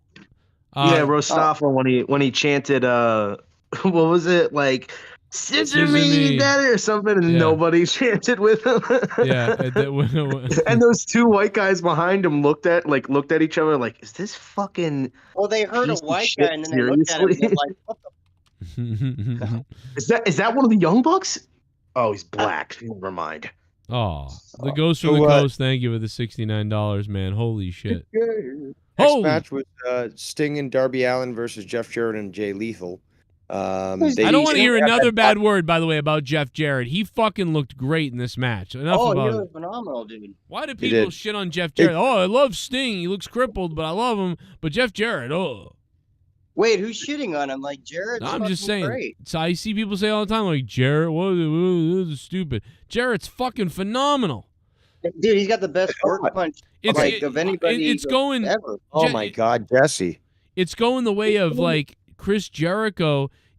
Pretty soon Jeff Jarrett is going to move better than Jericho soon. It's good. Like, what's going on? Yeah. It's surprising that nobody can throw a worked punch anymore. And then you see him do it, and it's just like so effortless. Oh, he's great. Exactly. I thought MJF came close tonight with some of his, but you're right. It's like you see Jarrett selling and punching and getting hit, and you're just like, yes. Why can't anyone else do that? It's because everybody's so focused with the forearms and the flip-floppy club. Yeah, the clubbing looks like shit. Like now punching is like I grab your hair and then I oh boy. Whoa. Whoa. What? In Mustafa's, you just went into the Matrix, bro. I don't know what that was, but that was crazy. Mustafa or me? Oh, you, Or Rojas. Yeah, Isaac. sorry. I mean, We Luke, got way too many fuck. people on the call is probably what it is. Continue, Dave, maybe. All right. Well, it started off with the body bag there. They thought it might be Darby Allin or Sting. Darby Allin comes out, and Sting ends up appearing right behind Jeff Jarrett. Crowd was actually chanting TNA. I heard that. Yeah, we heard that. And then they were thrown into the crowd and stuff, so they're fighting amongst the crowd. I think it was it was Darby Allin who was caught by the big Indian guy whose name I keep forgetting. Sanjay And something or Singy he was Dingy. whatever, the giant, the Indian giant, but thrown onto the ramp, like just tossed on there like a rag doll. And that was a good spot. That was a good spot. And that's where there was the guitar to the back of Darby. And, you know, they were able to turn around, which I don't know if this is another match I don't necessarily agree with the outcome for, but Sting and Darby Allin won. I didn't mind the outcome, I guess, because I just didn't know where they were going. But they really do bury Lethal, man. I mean, Lethal's just always out there losing to everybody. And Dude, how do you think do 4 of those kicks to the head, and it was like, that's where I was just like, wait, what? Sting seemingly hurt himself a bit here when he fell at the end, but up until that point, everything was really good. Like they'd really nailed. I didn't notice that. I didn't notice any injuries. I don't know. He may not have hurt himself. He just sort of like collapsed, and it was awkward. And he may be fine, but he looked raw. He was at least blown. He was tired. It was blown up. Yeah, he had the look on his face like, oh man, I really can't. Remember the Darby Allin was great in this, especially when he came back. Like he basically sort of sat back up in the middle of the ring. Darby like was out. Oh my God, Darby was great. There were some sequences, and then Sting did his dive out in the crowd, and Darby there were times where like when he does that stuff and he died. Dude, it was that sequence at the end. It was a whole great sequence of tons of stuff, and then he dove outside the ring and waffled Double J with his diving missile thing, and Jeff Jarrett. Oh God, it was so crazy to see Darby Allin, this new guy in AEW, do that to Jeff Jarrett in 2022. It was just like worlds colliding. When are you going to get that chance? Like, and Sting's there. It was so weird. And I noticed also that his energy level maintained itself throughout the entire match. So, and the match wasn't, it wasn't that long, but it wasn't short either. Are you talking about Darby or Jeff? Yeah, Darby. Yeah, Darby. Oh, yeah. okay. And I think it might have been about 20 minutes or something, but regardless, like even till the end, his energy level maintained itself and he put on a good show. And I did enjoy that one, but I do still think it was one of the ones that, had the lower rating for the night. Yeah, I want to see more Jeff Jarrett. I think the Effie match, you got more what he could do, but they didn't really give as much Jeff as I would have liked. Yeah. So just 3 more matches left. Yeah, and he was the star of that Ric Flair match too. Remember all the stuff Jeff did? I mean, regardless of how bad. I never saw that. My bad. Oh, really? Yeah, he was really. I thought Jeff Jarrett did such a good job. I mean, with what they had to do with the Ric Flair. I think it's good also that he's now managing a lot of the booking and backstage talent and stuff. Thank God. Well, that's why he's brought on. He's not just there to be a wrestler. Well, I figured that, but I didn't know officially he was, all I hear is Tony Khan's booking. Tony Khan, blah, He's blah, got blah. a more important job. Thank God. Wait, dude, so you said the last 3 matches. This is where the shit picked up right here. Indeed. So it starts off with the promo between Tony and Tony Storm and Jamie Hayter, and then that introduces the actual match between Tony Storm, the champion of the women's title, Jamie Hayter, and it was obviously interim title, but good reaction from the crowd, to be quite honest. From initially, and it initially started like it was a lull, almost like there's good reaction, lull. Okay, they're wrestling stuff, but like everyone's been saying on this call, this was a match that was, I would say, a sleeper. Nobody fucking thought that it was gonna fucking be this good. And I've got this written down: active match, as in like at this point, this match became active, and the crowd is starting to like really get into it. We got Storm bleeding. They get Rebel coming in, and she's ejected. There's the Britt Baker attack and the kick out. Dude, that was so well timed. It was like, yeah, man, like you guys talk about it. What did you, and Mustafa, I don't know if he's there, but like that match started to become high paced and high investment, and it really went well. It was first match of the night. I felt wasn't wasted. No wasted false finish. Now we can. Here we are. What's up? Okay. Yeah. So check this. I was just gonna say this before the women's match. The one thing about Jeff Jarrett that stood out more than anything was the heat. Bro, the entrance when he came out and pie facing a fan and threatening to jump over the guardrail, dude, that's old school Memphis heat. I love it. There was a lot of old school tonight. I wonder if he set up some of the matches. Maybe he probably you're right did. Yeah. But anyways, going to the women's match, dude, as Dave said, it started off low.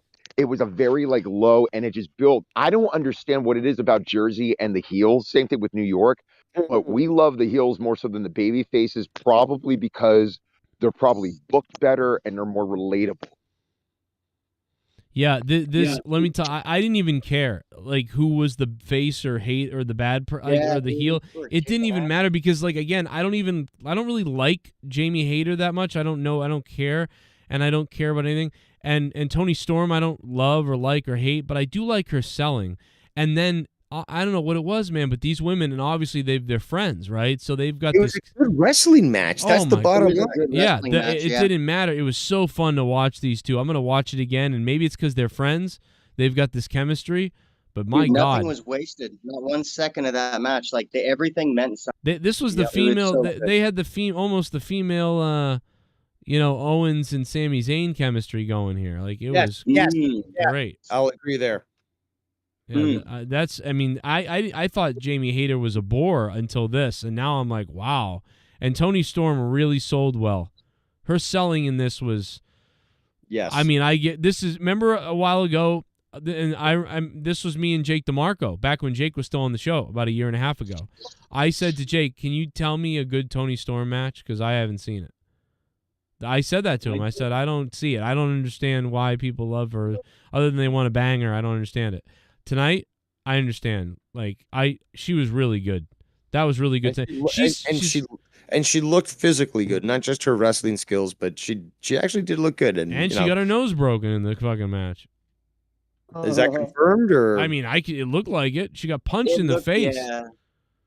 What are you talking about? Storm now? Storm or Hayter? Which one are you talking about now? No, Storm. She got punched. When they were exchanging. I was talking about Hayter, but they were getting so wild with their punches to try to get crazy on the camera, and she took a real shot to the nose, and it was. That's how she started bleeding. That's why I wrote that note down. Is that's where you had the blood, and there was a lot of blood actually. I can't remember who mentioned it. I think it was Mustafa. Probably broke her nose, and Hayter. At one point outside the ring, she got thrown into the post, and she fucking waffled it and bounced off it. It looked awesome. Then they did the chop and miss and hit the post. They did so many things throughout the entire match. There wasn't a time where they slow down and try to do a little grappling and hold them there just to regain their strength and stuff. It was constant back and forth and these massive moves and that's the first match I want to go back and watch, to be honest. Yeah. I enjoyed get out of that match.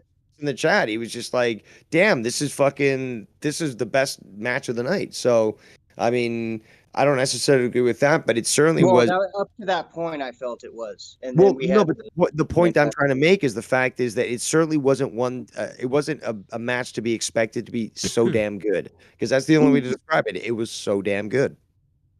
Yeah. This is the Hayter match, right? Yes, Toni Storm versus Jamie Hayter. Now, so Jamie Hayter won that. She's the new AEW Interims Women Championship or champion. By screw job. But it was by screw job. Yes. She came in. You know what I didn't like was the announcers.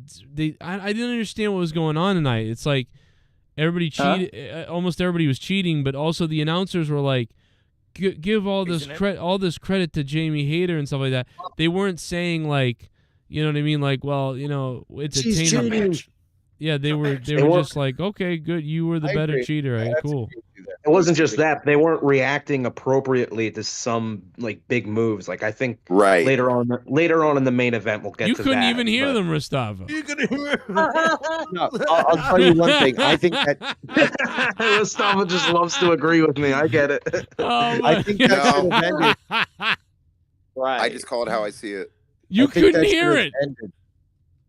Yeah. Right. Wait, no. I mean, what? I think Mustafa means because they have a history of doing that, right? Oh, okay. Right, Mustafa. Yeah. There you go. Maybe he got what did WWF used to have the radio where you could listen to the commentary. AEW radio. I was actually talking about that with a friend of mine. Like, what if they had an option for the crowd to listen to the commentary in some way? Yeah, but nowadays it's like, who even gives a shit? Right, exactly. Well, not for WWE commentary. I don't want to listen to that. I'd rather listen to, either this or NJPW commentary. But that's just me. Well, even I think all commentary now is lacking. But what I found funny today was the signs, dude. How many funny signs did you see in the crowd today? Oh God! Oh, there were so many of them. There were double entendres, innuendos, etc. Yeah, I saw one that said, "I'll give Bret Hart both of my kidneys." Yep, exactly. Like, what the fuck? Yeah. Okay. Apparently he's dying. I don't know what. No, he's not dying, but and then I saw another one said Pepsi is the ha kind, and I'm like, what the fuck? I guess that's a stab at Punk. I don't know, but yeah, no. There was a lot of interesting signs, but anyways, moving forward, was there any backstage segment before the tag match? Oh, my bad. Just scissor me, scissor me, scissor me. Break out your scissors. Scissor me, daddy. Scissor me. All I want you to do is scissor me. All I want you to do is scissor me. Scissor me, dude. Look at that Mustafa scissoring me. All I wanted to do is scissor me. Oh, look at me. I was got the. All I wanted to do is scissor me. Joe, what's the name of the theme song intro of Out of Nowhere? I actually don't know because it was, it was produced by somebody for me, an instrumental. This is war. And so I don't really know that there's nowhere. There's not really a name for it that I know. If I ever can find, I can send you the song. I just don't know what the name, what we named it or what he named it. I don't remember what he named it. It's called Out of Names. It's called Out of Nowhere. That guy must have been looking for this song for years, and it's just like, you know what? I'm gonna just donate. You know what? I feel bad because that's happened to me. Because I'll hear like a generic track that will get into my head, and I'll look up every genre, fucking jazz, stock jazz, classical music, and it's just like, I'm gonna find this someday. The problem is, it literally is an instrumental somebody made and sent me it. So there's Speaking of which, isn't Tony Storm's music? Is that fucking Barracuda? Like it's a rip-off of it. Yeah, it's a rip-off of Sounded Barracuda. like it. Oh my god, yeah. Yeah. They obviously couldn't. You just noticed that? Yeah, it's been going on for I don't weeks. watch this shit. I fucking bought the pay-per-view, but I don't watch their week-to-week shit. Dude, I can only imagine the amount of money Tony Khan has to pay for all those theme songs that are not, wrestling themes. That's why he's like, nope, not paying for Barracuda. They want $1 million. Fuck you. Okay, Kansas. Yeah, because maybe they got it. Well, because they're the elite. He loves them. They get anything for Sympathy for the Devil for MJF. Oh, yeah. He also paid. He actually bought the song for Jungle Boy in perpetuity. So now he owns the rights to that song. So if any radio station plays that song, they make a fortune. Yeah, Tony Khan. Orange Cassidy so one too as well. That is Monopoly, and it was a great idea. He's playing a little Monopoly. Tony Khan, smart guy. Wait, they had to pay for that MJF song? That's surprising. It's fucking the Rolling Stones, isn't it? I thought honestly, it sounds like a generic like fucking rap. No, that's not what he's talking about. He's not talking about MJF's regular theme. He's talking about the other one. Jamie Hayter at the podium. Let's hear what she says here. First, congratulations on your win, and congratulations on a win with the crowd so fully and emphatically behind you. You had mentioned your evolution since when you first appeared in AEW. You are far different from how you were back then, and the strengths that you've shown and the talents that you've shown have impressed so many people. And now you are the interim women's world champion. You, however, also have a very close and dear. Shut the fuck up and ask the fucking question. Why do we need a fucking recap? God damn, these wrestling fucking women reporters are whores. They're all fucking whores. Denise Salcedo's a dead whore. All right? Shut the fuck up. Ask the fucking question. We don't need a recap of the whole fucking night and story of the fucking. Just ask the fucking question, you whore! Sorry. Cronin has risen. Sorry. Our friend Good Lord. 1, 2, 3, 4, 5, 6, 7, 8, 30 seconds. On reclaiming that championship. Can you talk a little bit about the dichotomy that you share as friends and as maybe even potential rivals with that interim women's world championship in the future? Jesus Christ! I want to kill whoever that is that just asked that question. Was that Denise? No, but I throw her down a flight of stairs too. What a fucking. Oh my God! I want to hurt some. I never wanted. No violence on women. I love women. Bless their hearts. They gave birth to all of us. Just stick Sammy Guevara on them. Or Guevara, oh my God! Let Sammy Guevara rape that woman who asked that question. Fuck off and die. I don't even want to hear the answer now because of that. Fuck that. In fact, you know what? Well, then let's move on. Then I'm going to take a piss too. I'm going to take a piss. Fuck. 2 matches. But yeah, let's go into this tag match. But there was a promo, obviously, for the tag match, and we already saw this coming with the tension between Keith Lee and also with Swerve. Yep. So we were thinking that it might have happened on this pay-per-view, if not a little bit later, maybe on the next Dynamite. But I'll let Dave take it from here because there was a lot going into. I'll make it real quick and get your input and stuff. But okay, so this is the Acclaims who are the current champions of the AEW titles. Against Black Pay and Silent Bob. Versus Swerve and Our Glory. And the rap got a big response. A lot of "Oh Scissor Me Daddy" chants. Fast-paced, good match. Acclaimed isn't, I would say, the best wrestlers out there, but they've got affinity with the crowd. And that helps. It's not saying that they're bad wrestlers. It's just that the pace compared to, say, the trios match or the ones with Death Triangle, those were well, actually that was the same match, but yeah, so basically the pace was different, but there was good wrestling, there was good action, it was enjoyable, and in the end the Acclaimed won to a lot of no pun intended acclaim from the crowd, but yeah, it was an enjoyable match, I think, and the crowd reaction, I think, certainly showed it. But I do like that we finally got to see the start of what I suspected for some time and called out, which was we're going to see the division between Swerve and Lee, and they're going to now start a feud between themselves, which I think is going to be great. So, yeah, Anthony Bowens, by the way, for a lot of people who don't know, is from Newark. So, he's a Jersey boy. And the best part about it for me is and again, you got to understand, I've been seeing more and more wrestlers coming out of Jersey, making it to the mainstream of wrestling. And it makes me really proud because for a long time, there really wasn't any Jersey representation. And it's just really cool to see a lot of Jersey people. Again, I'm not the biggest fans of them, but Liv Morgan and Anthony Rowan. What? Yeah, Jay Lethal. Yeah, dude. First of all, there's not a lot of Jersey people representing in the wrestling business, let alone even in the music business, for that matter. And when they say they're from New York, usually. Yeah, they're always saying they're from New York. They're never saying that they're from Jersey. Or a lot of DJs say that they're from New York, but they're really from Jersey. You know what I mean?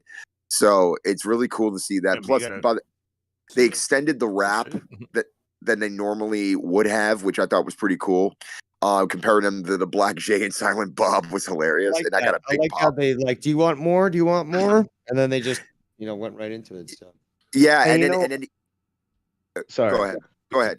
No, I was just gonna. I didn't want to cut you off. I was just gonna say that this match also kind of reminded me, because this was the only. This and the main event was the only matches I got to see. Reminded me of how like good Keith Lee is in the ring. Like I kind of forgot how good he was because I don't really see him, and I was just thinking of his like terrible promos that he cuts because he, dude, he's an incredible athlete. Big proponent of Keith Lee. I think he's amazing in the ring. And you're right, Mustafa, great athlete. Again, considering the size of the guy, his quickness and his agility. And the ability to jump off the top ropes and roll, and then recover and really put on a great show. Did you guys see that leapfrog he did within the last month or two? Like that leapfrog over the guy, effort. Yeah. But here's the funny thing too: with a lot of big guys in wrestling, the goal is not to show, and from a wrestling point of view, like weakness in a sense of, you only sell, you act like a big guy because then you ruin the allure of being a big guy. But here's the thing, it's changed. I mean, we had people like KANE, we had people like Undertaker, who eventually were flying in the air and doing acrobatic stuff even at that size.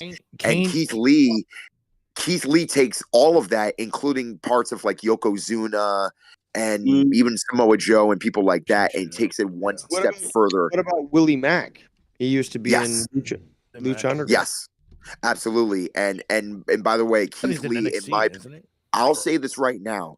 Keith Lee, in my opinion, with the exception of Samoa Joe and even Hobbs and Wardlow, people like that, Keith Lee, in my opinion, is probably, if not the top best big man that's a non-main eventer. No, I agree. That's why they did that.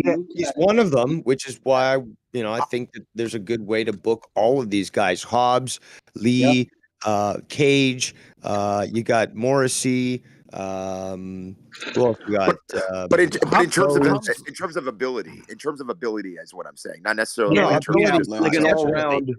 I think today Hobbs lost. Well, here's the problem. Keith Lee in the ring is you could argue Keith Lee in the ring is maybe better than all those guys, but the problem is like Keith Lee on the mic, No, he needs to either work on that or just say fuck it, somebody talk for me. I'm just done talking. I think that's true, Dave. Yeah. Too cutesy. He's always got this like I'm a he's Cleveland. He's Cleveland Junior. He was Dave Rose because he's not as eloquent as I am with the big words. But he speaks a lot with his facials. I think. Yeah. He's got good facials, and he's got good mannerisms. You want to fuck him? It's like he's trying to pretend. He's trying to pretend to be the cool kid at the party, and you just want to kick him out. That's what it is. Exactly. So much. Exactly. But if you want to get a good, just like taste of how great of a wrestler he is, just watch his matches with fucking Dijakovic in NXT. Right. Just and amazing. before he had good matches in NXT. That's for before sure. NXT and ROH and PWG. Yeah. All right. That was like the last good run of NXT. Last match, boys. John Moxley, champion, versus MJF for the AEW World Championship. Huge cheers for MJF. Comes in, motorboats the titties. Okay, I've got that in my notes. No. Before that, he goes back into the backstage and then comes back out for a bigger pop. Yeah, and he got a bigger pop. Yeah. Yeah. So there's that. Motorboats titties. Again, that was a great spot for me. The crowd was. I wrote crowd lit. So it was probably the hottest it was all night. Titties, so yeah, they were hot. A lot of "fuck you, Moxley" chants. Oh hell yeah! Yep, they were booing him from the top station. Tell us about those, about the chants that were going on.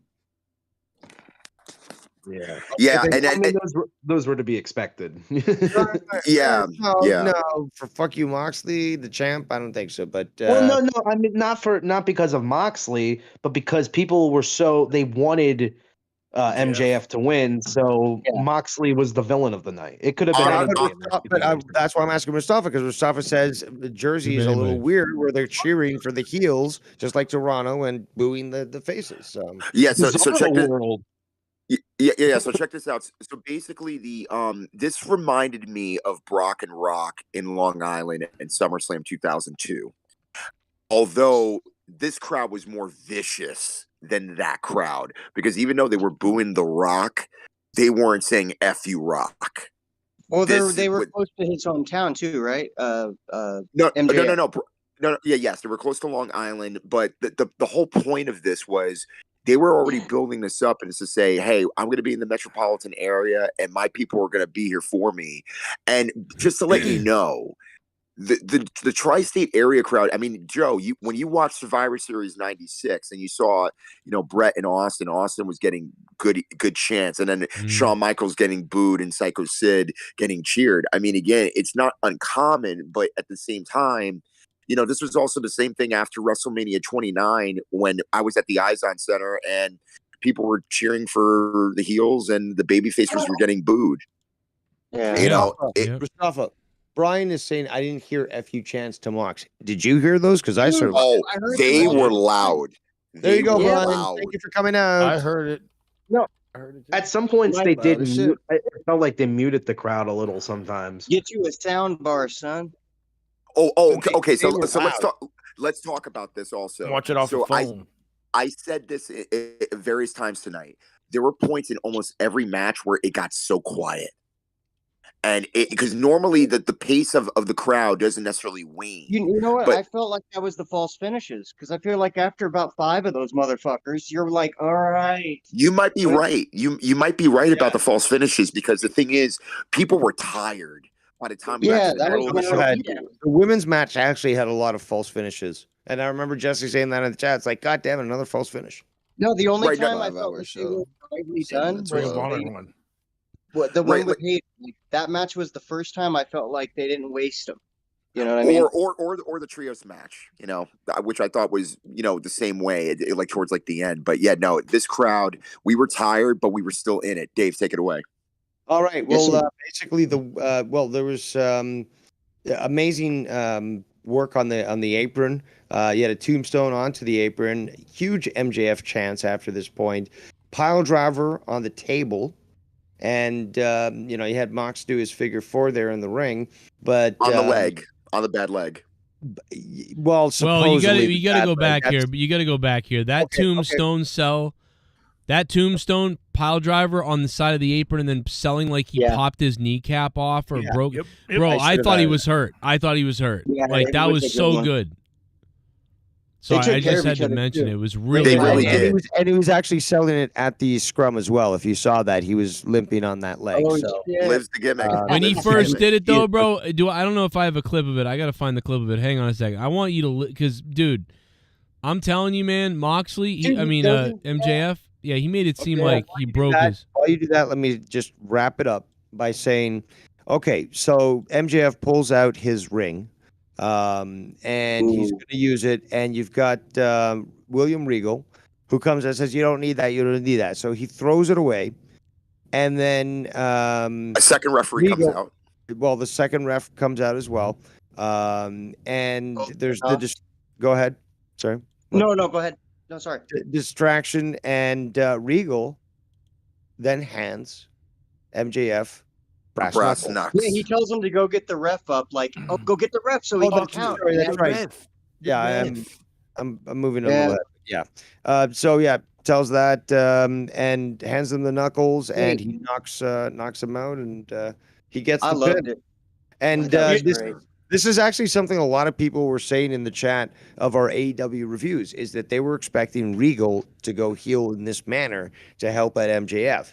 And I didn't necessarily believe it, but, well, they were correct. So an interesting turn of events nonetheless. So we'll see, obviously, what's going to happen with the Blackpool. Are they now against Moxley, and, like, it's going to be a stable with MJF and, so, we'll see, I guess, on the next Dynamite. But maybe possibly the group breaks up, because but that's what we have to wait for now, because what the founder now has basically gone against one of the members. Is he going to ask the people to choose to side with somebody, or just say this organization's over and go fuck yourselves? I'm He's with going to be with Moxley in a tag against those fuckers now. Well, it just switched sides to the firm. This is now creates a new storyline. We're gonna go to the donos in 1 second. I know people looking for donations. I will play the donations in like 2 more minutes. We'll get to them. Yeah, that's the end of it. I kind of want to just as I called it. I told you he was gonna win, and now MJF is your AEW World Champion. Well, to add on to that, I called it that it was going to be a screw job finish. Because there was just no way that this was going to be a clean, overall. What? I think it could have been. I really think it could have been a clean fucking win. Nope. I would have actually liked that. I would have liked if MJF won clean. But here's the problem though. He has no heat going out of the match. He needed to win this way. He needed to win this way because there's no other way that he could have. Babyface him. Yeah, the babyface would have been, and I already knew it was going to be a screw job. Wait, it's also a way to kind of protect Mox because he already lost clean to Punk for the title. So maybe this is like a way to keep him seemingly strong. You're just like, hurry it up, I love Max. the story. I really love the story to this match too. Of like every time MJF tried to get some offense in, Moxley just stopped him, and he was so basically like comfortable, and he was confident, and it really did. Like there was at one point, JR said that this was going to be like the fight of MJF's life, and it really did feel like that. Because in the first 5 minutes, MJF is completely out of breath. He's panting, and I really enjoyed this match. The only part I didn't like was the pile driver through the table because I just think that's such an extreme moment and shouldn't just be wasted as like a middle of the match moment. And also the commentary didn't react to it appropriately. Like after it happened, they were like, "Man, a pile driver through the table! I cannot even believe it." Yeah. Actually, this match actually went a lot longer than I expected. Actually, I think it was like over 20 minutes. I wouldn't be surprised if we don't see Moxley for the next 6 weeks because that motherfucker's going on vacation. Oh yeah, he's done. Like, hurry up, Max! I got tickets booked to Hawaii. This was definitely the fight of his life, guy. Did you guys hear when he goes, "Fuck, come on, fucking like." Yeah. He was selling so hard on that, like wanted to win so bad. Oh, hit me, motherfucker! Okay, Garguts, calm down. So after the show, this is just to let you guys know what happened after the fact. So MJF is celebrating. He's walking up, still selling the leg. Doing the CM Punk thing. Yeah, the Blackpool Combat Club comes running out and tries to check on Moxley. People were thinking, oh, they're gonna do something to Mox, dude. That's like their brother, man. Yeah, so Moxley got knocked out. He gets up. He's wondering what the hell happened. They're explaining to him, you got knocked out with brass knucks by William Regal. And basically, Moxley kind of gets up. I thought he was going to take the microphone and say something and be like, hey, man, I'm going to be out of here for a while. They had 5 minutes left. Why didn't they show this on TV? That's what I don't get. No. You didn't need to because at the end of the day, they're going to show this in an exclusive later on, like they normally do with post shows and stuff. But yeah, Moxley basically got up and just basically, which by the way, people were chanting "F you, Moxley." By the end of it, people were giving him a standing ovation. Oh, fucking Lord. He had a great performance. Let me say this right now. Moxley is the MVP of AEW this year. Here's why. Thing is that an MVP of your echo. That's Mikkel. Either one. You got muted. Oh my gosh. Here's why he was the MVP. Here's a guy that was dealing with his rehabilitation issues. He comes back. He fights and scratches and claws. He becomes the interim champion. Then he has to deal with the whole Punk situation, gets the title back. And originally it was supposed to be Punk versus MJF tonight. And Punk did that to Punk. Punk screwed Punk. And Moxley comes in. He gives up his vacation time. And Moxley basically says, okay, I'm going to put this kid over. I'm going to go away now. He's going to be with his family probably until maybe January, I would assume. And he deserves it. And MJF is also another kind of MVP, but in a different way. This guy had so much heat on him this year. Dude, he had a full year of some of the greatest promos in the last 10 years. So everything happened the way it should be. That's all I'm going to say. Yeah. I kind of wish there was a bigger celebration for him at the end, though, because it did feel like it was like short-lived. And I don't know. I know it probably was louder in the arena, but when I heard the pop at the end, it didn't sound as big as I was expecting it to be. Maybe they muted it down. No, people were tired. People were tired, dude. It was. I mean, we got all of our chants out. We got all of our cheers out. People were just so tired. And by the way, I'm not sure when the show ended. It was like 11:45, maybe. But yeah, people were winded. But when Moxley, it was way later. Well, I mean, you can't have people doing three finishers and doing things false finishes all night, dude. You think you're having to and then you're tired. And you can't have shows to be this long too. Like this was a problem for WWE. This is going to be a problem for them if they keep going forward. Full action, even that's the difference. Well, even if you're giving good matches, though, the crowd is still going to get tired, and even people at home, it's just like, I gotta go to bed soon, you know? Yeah, and you know what WWE did this week, because they're trying to pay a tribute to Eddie Guerrero, a bunch of frog splashes. Tonight there were just a bunch of pile drivers and tombstones. Shit bum. Oh, here we go. Jade can ride my face. Jade can ride your face. Yes, Drew Bar 100. Thank you, Drew Bar. Yeah, do I want her ass cheeks to smash my head like a vice? No, she just pick you up and like insert you into she would just yeah, like insert me into her. Lift you up and insert whatever. Insert you. She'll insert my head into her. Like I need my head to bang her. Like I don't even know what it would take. Shit bomb. Everybody won. Who has a bigger dong? Nyla Rose or Sunny Kiss? I honestly, I think. First of all, Nyla doesn't have one anymore. So. No, dude, I think Sunny Kiss actually has a big cock. I gotta be honest. Well, how big was the one they cut off? I mean, well, that's what I'm saying. Nyla doesn't have one, so it's been cut off. Are you sure it's not one of? Nyla has one. You've seen it. They used her pinky toe. But I think I think in general, Sunny does have a piece of shit, a bigger one. Ow, she's a brick truck. She's mighty. Just letting it all hang out. She's a brick truck. That lady's stacked, and that's a fact. Ain't holding nothing back. Ow. She's a brick truck well put together. Everybody knows this is how the story goes. She's a brick truck. She don't give a fuck because she's a brick. If people weren't listening to the show earlier, they don't know what that means. They're like, what does that mean? They don't know what's going on. Shit bum. It's almost 1 year of a membership with JCS. Thanks for good memories. Everyone here are good people who keep me grinding. Thank you, Meow Meow, the heel. By the way, I was recruiting new members for you to definitely check you guys out. And actually, I met with somebody who actually knows who you are. He just hasn't listened to you in a long time. Right. There's a lot of those, obviously. Yeah. Hey, man. For different reasons. When you used to have 500,000 views a month, and now you only have 160,000 views a month. Yeah, there's a lot of people that used to. But I could walk around an arena and probably get recognized by tons of people, and you would think I was like whatever. And then I look at my channel and there's like 2,000, 1,000 views on a video. Do you get your signs in the AEW shows like you were in WWE? We have, lots of them. Mustafa brought one tonight.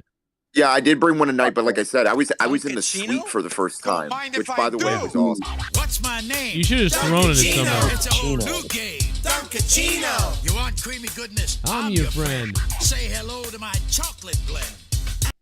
Super fatty. Super fatty? What the hell does that mean? Jersey City boys. Scissor me fatty. Speaking of fatties, who do you think has the worst smelling shit? Fucking Nia Jax or Nyla Rose, bro? Nyla Rose. Nyla Rose. Depends if the AIDS medication, Oh my God! Come on. By the way, let's talk about Vicky Guerrero's shirt. I'm your mommy. I'm your mommy. Let's talk about. I'm your mommy. Yes. I'm assuming she's trying to play off the dominance. What would you do if Rhea Ripley? What would you do if tomorrow Vicky Guerrero said, "I'm opening an OnlyFans, and the first thing going on there are the pictures of me and Eddie from the video we made"? Is she wearing the cougar chain? Can you imagine that? She releases naked photos of her and Eddie on her OnlyFans. That would be weird. Yeah, I thought that was from SummerSlam with Dominic. Like, I'm No, it's sick. So, So I sick heard of she that. also did scat porn. Any final points about top here? We got a donation, Dave. Oh wait, Come on. it's Jay Carlos. Scissor me. Scissor Dave.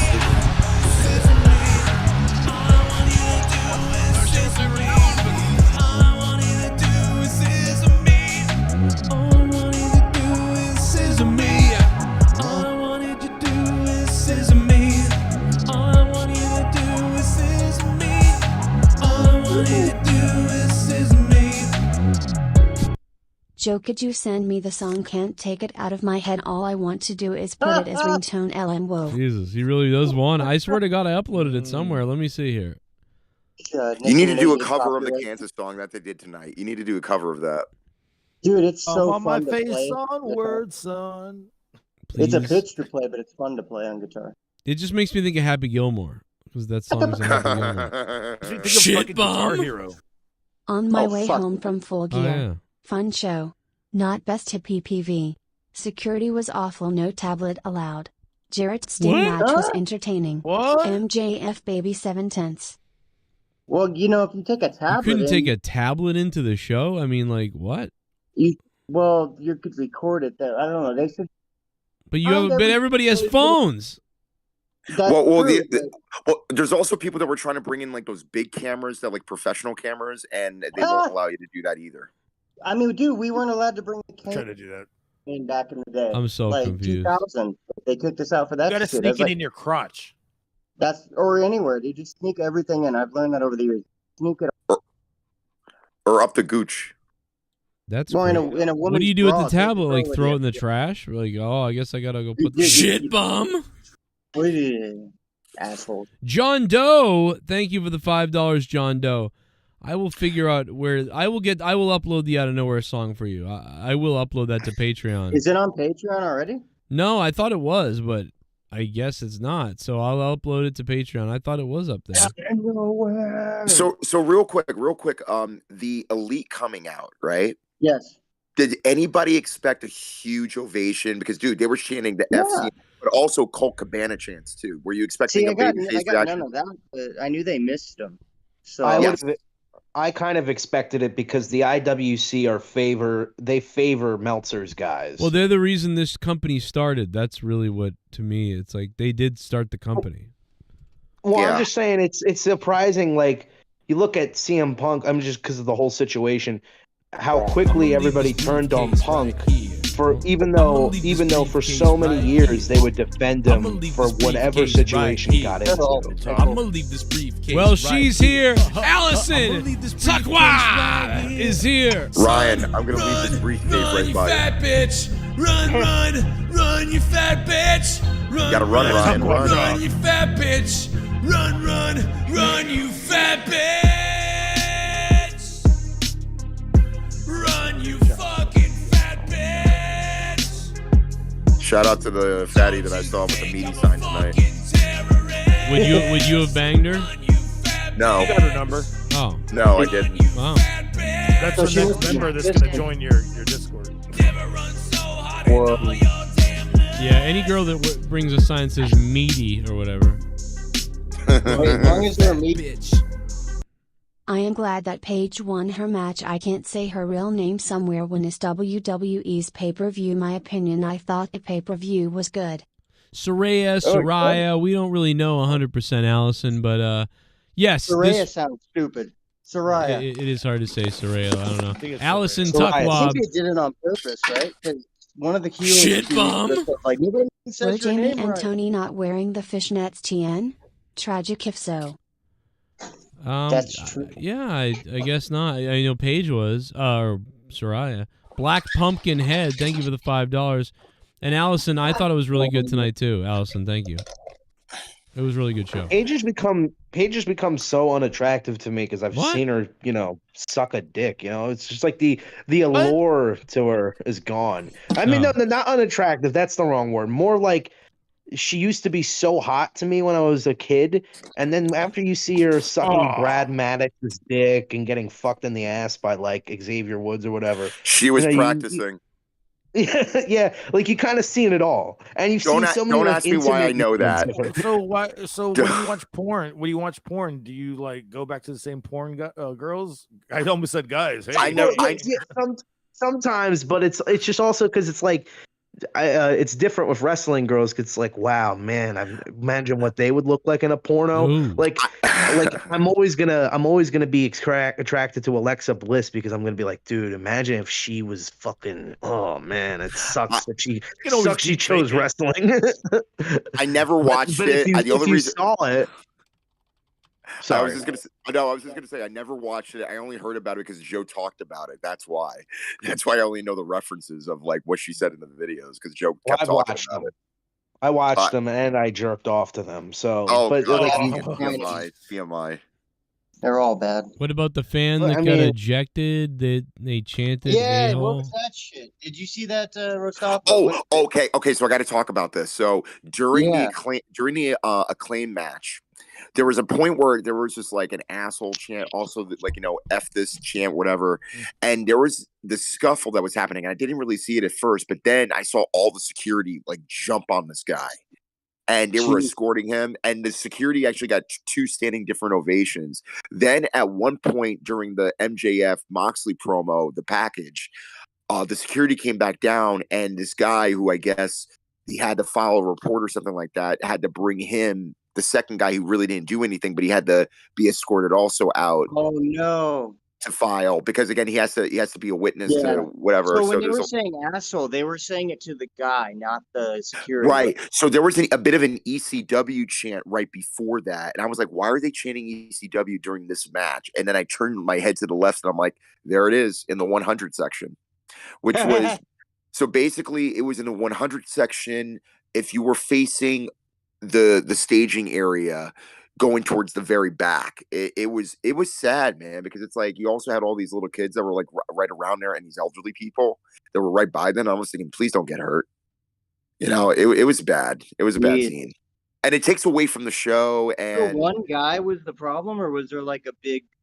Yeah, it was between 2 people, one of which was just like, I don't know what the scuffle was about. We're probably gonna know about it on Twitter, you know, within the next like little bit or two, like what actually happened. But it was just like a couple people. That's right. Yeah, it was just a couple people, but yeah, but it felt like an eternity though, because it took like maybe 2.5 minutes for it to sort of kind of settle down, and then the security were getting a standing ovation, be like, "Thank you, security." What I can't remember what the chant was, but yeah, it was pretty rough. And you know, I've seen fights in various different venues, whether it be just regular sports or even wrestling. Fight the wrestling fucking thing on a good show, on I've a great seen show. A lot of fucking people fight in wrestling matches. But you're in Texas. Where's the smart place to fight? That is true.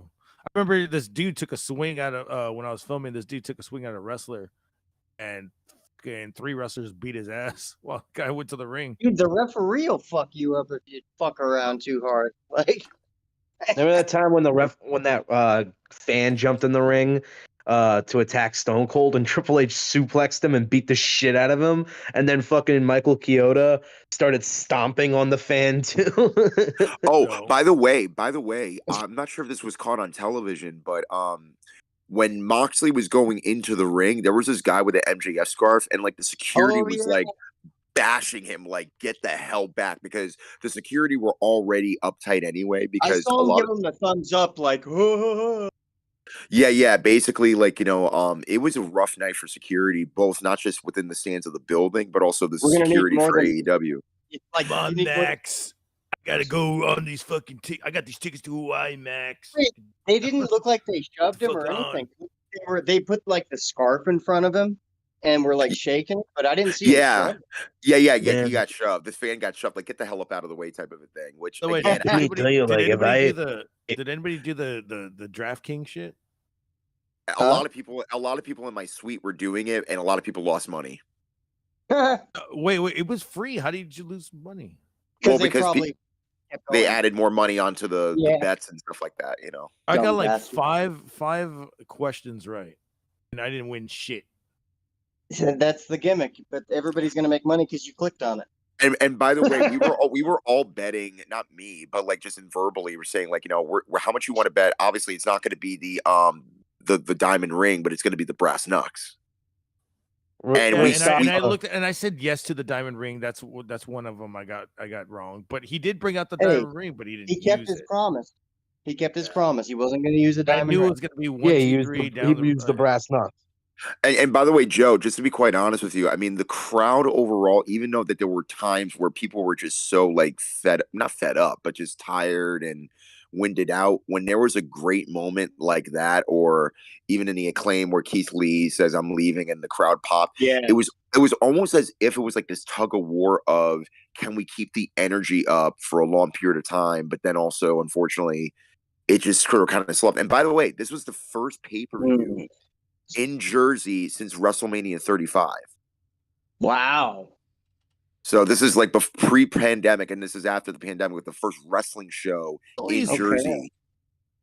And I don't know when the last pay-per-view was at the Prudential Center, which had to have been at least over a decade ago. But and remember, the Izod Center is no longer here anymore, where they used to have all the pay-per-views at the Meadowlands. I just hope that somebody gets caught by the cops and they show it on AEW at the Jersey Turnpike smoking weed. Dude, you know, you guys must be right about Jeff Jarrett booking some of this, because I feel like his fingerprints had to be in on my fucking life. I never thought I'd hear the words Jeff Jarrett. He's an EP now. The fucking, I never thought I'd hear the words Jeff Jarrett the Legend. And think about this. Think of it this way. He was in WWE. He was in WWE, and he was in AEW this year alone, and also the Ric Flair last match deal. I mean, and same thing with the OC, where they were like in four different. They were in 4 different fucking might as well do TNA and do a fucking goddamn no, but I think he's why this night was so good. Japan. I almost think he had his hands in tonight, the way it was set up, the way it was. The timing of everything was so well done on a lot of stuff. Let's say this: in Impact, though, the motherfucker, nobody ever said we need Jeff Jarrett for this fucking match. Well, you know what I'm saying? He's not a. He's a legend now for some reason. I don't know why he's got the Garguts. That's why. But I mean, it's weird. It's weird because I've seen so many people in the chat where we're like, "Oh, it's not that we don't appreciate it. It's just that we're tired of him." It's like, well, how old is he? Like in his 50s or something? 50s. Yeah, and he's competing on a somewhat regular basis at a decent level. He's able to keep up with the younger guys, and he's throwing the best worked punches in the business to this day. I'll tell you this why. Because they don't teach you the work punches anymore. Yeah, well, that's not his fault. That it's there. They don't teach you a lot of good shit anymore. And by the way, Garguts, just to let you know about Jeff Jarrett, and people, you know, talk about this and that, dude, he booked himself as the heavyweight champion of his company because back in the territory days, if you owned a territory and no one else could draw as better than you, then you made yourself the champion to protect your brand. That was your baby. Yeah, so I understood why he was the champion for all the time. And again, was he the most credible world heavyweight champion ever? Fucking Virgil. He was good at what he did. I'm not going to say he was the best, but he definitely was great at what he was able to do. But he was great. He was Greg Gagne. That's what he was. Yeah, he was Verd Gagne. Verd. Okay. They didn't book him right to where he like. I just wanted him off my TV back in the day, but when I look at the matches now, I'm like, yeah, he wasn't one of the top guys in the storyline, but the fucking guy had some of the best matches always. And it was all pantomime. Like, all he did tonight was pantomime. Just never thought I'd hear that he would be a fucking goddamn legend. Why not? He's been in the business since he was 15 or something. Dude, literally anybody is a legend. If you wrestle, that's what I'm saying, bro. Yeah, everybody is a legend. In like 15 to 20 years. In 15 to 20 years, people are going to be talking about like fucking Buddy Murphy, like the guy's a legend. or Melina, the legend. Who's the most unimpressive person who's going to be called a legend? Orange Cassidy. Elias. Orange Cassidy's going to be a legend in like Danhausen. Oh, Danhausen's already a legend. Fucking Madcap Moss. Baron Corbin. Baron Corbin is going to be a legend. What did Joe call him the other day? Fucking Boring Corbin. But at any rate, Brandon Corbin. Like, okay, they're the ones that make it. We're talking AEW. If you want to hear Joe's AEW is different than that. you can do that on Mondays and stuff. Yeah. Dave, seriously, bro, like, we're just having fun. fun. Holy Can you stop being the fucking guy who that was really Can you stop being the guy that actually ruined the? You're being rude, bro. We were all having fun, having a conversation. You're being stupid. We were talking about different things. You can't just come in and tell us what we can and cannot talk about. That was just rude. I don't know. He was saying the same thing I was saying. An emotional child says, "What are you, Gen Z?" All right, bro, but that was rude. We were all talking. You should rude. You should have added to the conversation instead of trying to stop the conversation. That's all I'm saying. Tonight hasn't That's been all I'm adding saying, bud. Yeah, that's all I'm saying. But good on keeping us all in line. Obviously, good on keeping us all in line and keeping us in check. I'm glad you did it. Yeah, again, you can't do that yourself, so you need somebody to do it for you. Dude, so you're right. Unfortunately, you need a nanny. You need a nanny to fucking keep you on fucking track. Sad. Look, dude, all he did was do the same thing I did. What the He basically was saying the legend bullshit you guys are talking about is a WWE thing. That's why the legends are. Well, it was the topic of conversation that we were talking about. We weren't talking straight about WWE. We were on the topic of Jeff Jarrett. We were on the topic of Jeff Jarrett. No, but you've done this. We were on the topic of Jeff Jarrett, and it got brought up that nobody would that fucking Jarrett wouldn't believe that he was a legend. And all these other people. No, see. Yeah, but we were just making jokes that people are going to be looked at as a legend in 20 years. But you weren't listening to the conversation because you were muted, and then you joined in probably late. You've done this before on AEW reviews. You call in, and then you start talking about fucking WWE. Like, nobody cares.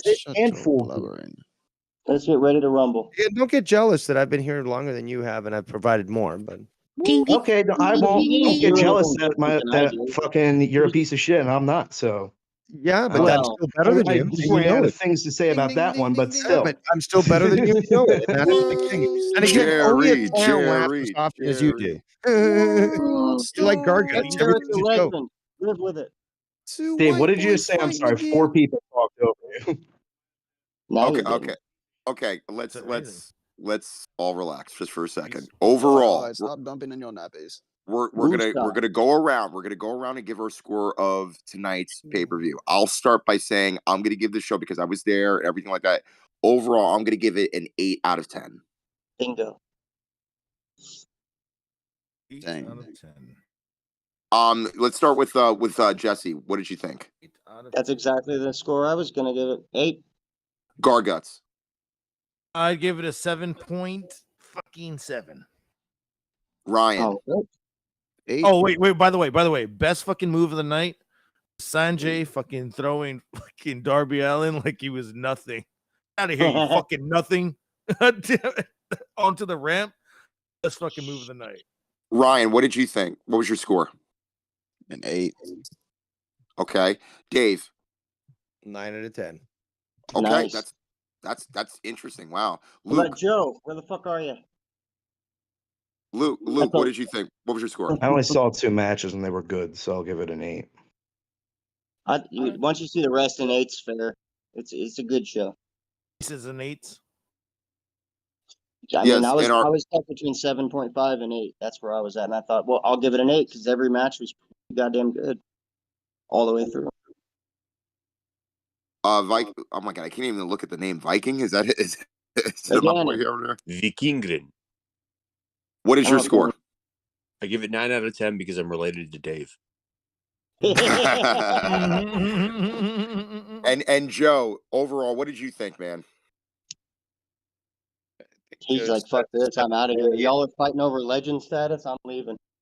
We weren't fighting over it. He's like, oh, I've got to go make a sandwich or something. Yeah, that's fine. But yeah, no, I think we all could agree that this was an above passing grade by all means, because again, the crowd, the atmosphere, some of the build, again, I questioned why certain things were announced. And then of course, the best of 7 series, which again just came out of nowhere. Again, a lot of stuff I wish they could have done better, but again, they made another $1 million gate, which is great. Now, as far as the actual capacity, again, it wasn't a complete sellout, even though they sold tickets. Not everybody was occupying every seat, which happens on most shows anyway. But a lot of the where the cameras are at, there wasn't a lot of people. The suites, however, were absolutely packed because it was standing room only. And I mean, again, it's Stone Crim's toy show. He's always in the front row. I want to know who the heck he gets his tickets from. I got to know where he gets his tickets from. He's always with his wife. Thought he was going to fucking fake hit another fucking wrestler. Yeah, and Joe was going to be like, we got another lawsuit on her. Dude, they need to do like a fan club thing, because the problem with anything, concerts or this is the scalper, the online scalper, they buy up a bunch of tickets and sell them. I hate them. I don't mind them sometimes when I really want to get somewhere in a show and I got the money. But other than that, it takes the ability of most people that are fans to go see this shit. I think that's why the seats weren't there, because I think this was the one pay-per-view that should have been every seat filled. Like, if you didn't want to see that fucking I thought there was MJF, just only standing room left. Well, dude, they don't have seats. Like, what the fuck? Like put it this way, people can buy tickets, but that doesn't mean that the seats are going to be occupied. However, though, the true fans, and if you really want to know about true fans, sitting up there in the 200 seats up against the wall, or people that were in the suites, standing room when they had no chair and they're just hanging around. So that in itself became more apparent to me that Jersey. Because you could have like literally wherever you were, you could have literally walked down there and He they was on probably the wouldn't even check suite, your tickets. The suites are always like in the center. Oh, so you had a good little area, but you could have been. Well, here's the problem with that. Well, Gargas, here's the problem with that. You have security people that say, "Hey, if you're not in this section, you're not coming down here. I don't care if you're trying to occupy a seat. If you don't have it." I've seen people. Okay, so when I fucking went to AEW, there were people sitting in my seats that didn't even fucking belong there. They belonged all the way up there, and I saw them fucking getting escorted. They fucking when the people claimed the seats. I was like, oh, see, that's what people need to do. Is if they don't see seats getting taken up all night, you just sneak there over. Yeah. Well, I mean, I had a friend that more so, she sat in the wrong. She sat in the wrong section. She sat right in front of front row because there was nobody there, and nobody told her anything. And she was like, "These seats are probably like $3,000." And Mustafa said real fans, which you got to also think there might be a few people that said, you know what, I can't even make it today. I'm working, but I care so much about AEW. I want to fucking give them a sellout, so I'll buy the ticket. Which that may be that, and it's probably people that bought like 20 tickets when they came on sale, and then they're trying to resell it, and then they couldn't. So and Dave, yeah, and Dave, just to let you know, like I was on like StubHub and various other different websites just to kind of get an idea of how much tickets were for like the front or the front rows. Dude, the scalpers were charging $7,000. What? Per front row. For what seats though? For where? For the first two rows. How much were they initially going for though? The initial price are normally about $250 to $350. That sounds about right. Okay, so Mustafa, you do what I do. 2.5 times the cost. Mustafa, you do what I do. You wait till after the box office closes, and then you go to the box office, and then you get a cheap ass seat right there in second row for $75. No, wait a minute, Dave. That's not 2.5 because he said 7,000. No, I said 7,000. 7,000, dude. Relax. No one's paying $70,000 for an AEW front row. Yeah, that's fucking ridiculous. No, but that's the Super Bowl here, okay? No, but that's what 700 maybe. No. That's why you go to the box office and you get a cheaper seat or a cheaper price. Sometimes it not always works that way. Well, there are people, unfortunately, that are going at the last minute and said, you know what, I want to be in that seat, and they're going to pay for it. And that's what sucks about it, because I feel bad for a lot of like fans that can never really go to a show because either they can't afford it or they don't have the ways or the means to get there, depending on how far it is. I want to quickly jump in. I was going to mention this, and somebody just mentioned in the chat there, but I need to acknowledge you. Black pumpkin head in the no, it wasn't me. Who was it? Fuck, I'm missing this. But somebody basically said like, here we go. Moss Blaze says couldn't get me the Taylor Swift nosebleeds for $9,000 K, and that's a good joke though, because basically they sold her, just for everyone who doesn't know, they sold her tickets and they crashed the site. And because there were errant tickets around and they, scalpers had gotten a hold of them, they started to go for like 40 grand a piece. Oh yeah. Oh yeah. Dude, the worst I ever paid was 500 for a maiden show. Like that to me is doable. 7,000, try 700. Mine was 600. Some Bob Dylan shows are 7,000 for a front row and stuff, but I mean, like, Taylor Swift tickets, because Ticketmaster went down, which is a monopoly. We're going for literally $4,000 on the market, legal market. That's fucking ridiculous. And it's not shocking to me at all, because the thing is, there's also even people, not even in music. I mean, if you wanted to go to see a pastor or something like that, right? And it's like at like the Garden or the Hammerstein Ballroom or something like that. Like Kanye was overcharging people just to come into his congregation when he's part of his church. Like the last day, like kind of like Gargett said, but instead of box office, if you go to those sites, I wonder if they lower them the last 2 hours of the show, because it's like they're not gonna fucking make any money if nobody pays that $4 grand. So they don't because when I went to AEW, I kept looking at the shit and it was like $4,000 for the front row. Well, I ended up getting front row, or I was in the fourth row. I was in the fourth row, for $102 each. It was a great deal. That's a weird fucking deal. Like, see, I was right in front of Thunder Rosa's fucking family. And that just doesn't add up to me. Like, why is sports such a fucking discrepancy from it's because what people want to sell the fucking tickets for, and they in the box office fans, they know they're stupid. Shit.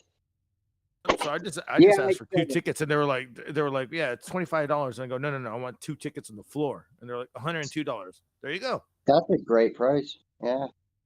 I was like, yeah, and I did the same thing at a Raw, and it was like $75 each, $72 each. Dude, like, yeah, fuck them. I paid. Yeah, they charge a lot even for house shows. You don't like you did. Fucking asshole. Going to the box office will save you money, because you don't have to deal with like what Dave was saying with Ticketmaster.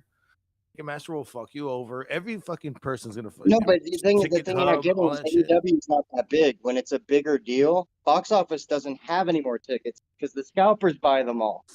People don't know about AEW. A lot of scalpers will buy them all, but for some reason, I don't know why, but they still, when they don't claim the ticket, when they're there, they can resell it. I'm guessing. Well, how big was this arena tonight? Anyway. Okay, so the arena fits about, I think, 15 to 20,000. Okay. It was less than that. No. It's more, because if they ever did like an event, like let's say like a music event, and there's like standing room at the floor level and not sitting down, they could get about 20,000 people in that building. There you go. Okay. So it's possible. So no, Garbets, dude. Yeah. How much was that? Like how many people could fit? Yeah, how many people could fit in that place? Just 15. To give some kind of 15. So similar. Okay. So it just depends on your market. And by the way, the other one was the other one was like. Oh, 20. Go ahead, Gargants. No, the other one was 20. So. Yeah, I was just gonna say the acoustics in that building were so good. I was shocked at the silence at times during the show. I'm thinking, guys, bring your energy up. Like, come on. This was so sad. I mean, granted, like, they chanted at the right places at the right times during the right parts of the show. But man, there was just long periods of silence that just confused me. You just made me realize. I noticed all throughout the night, maybe not every match, but quite a few matches, they all out of nowhere, they go whack, whack, whack, and smack something to get the crowd going. And it would take a couple seconds, and then the crowd would bum, bum, bum, bum, bum, like slapping their hands together and shit. Like they probably heard the lulls.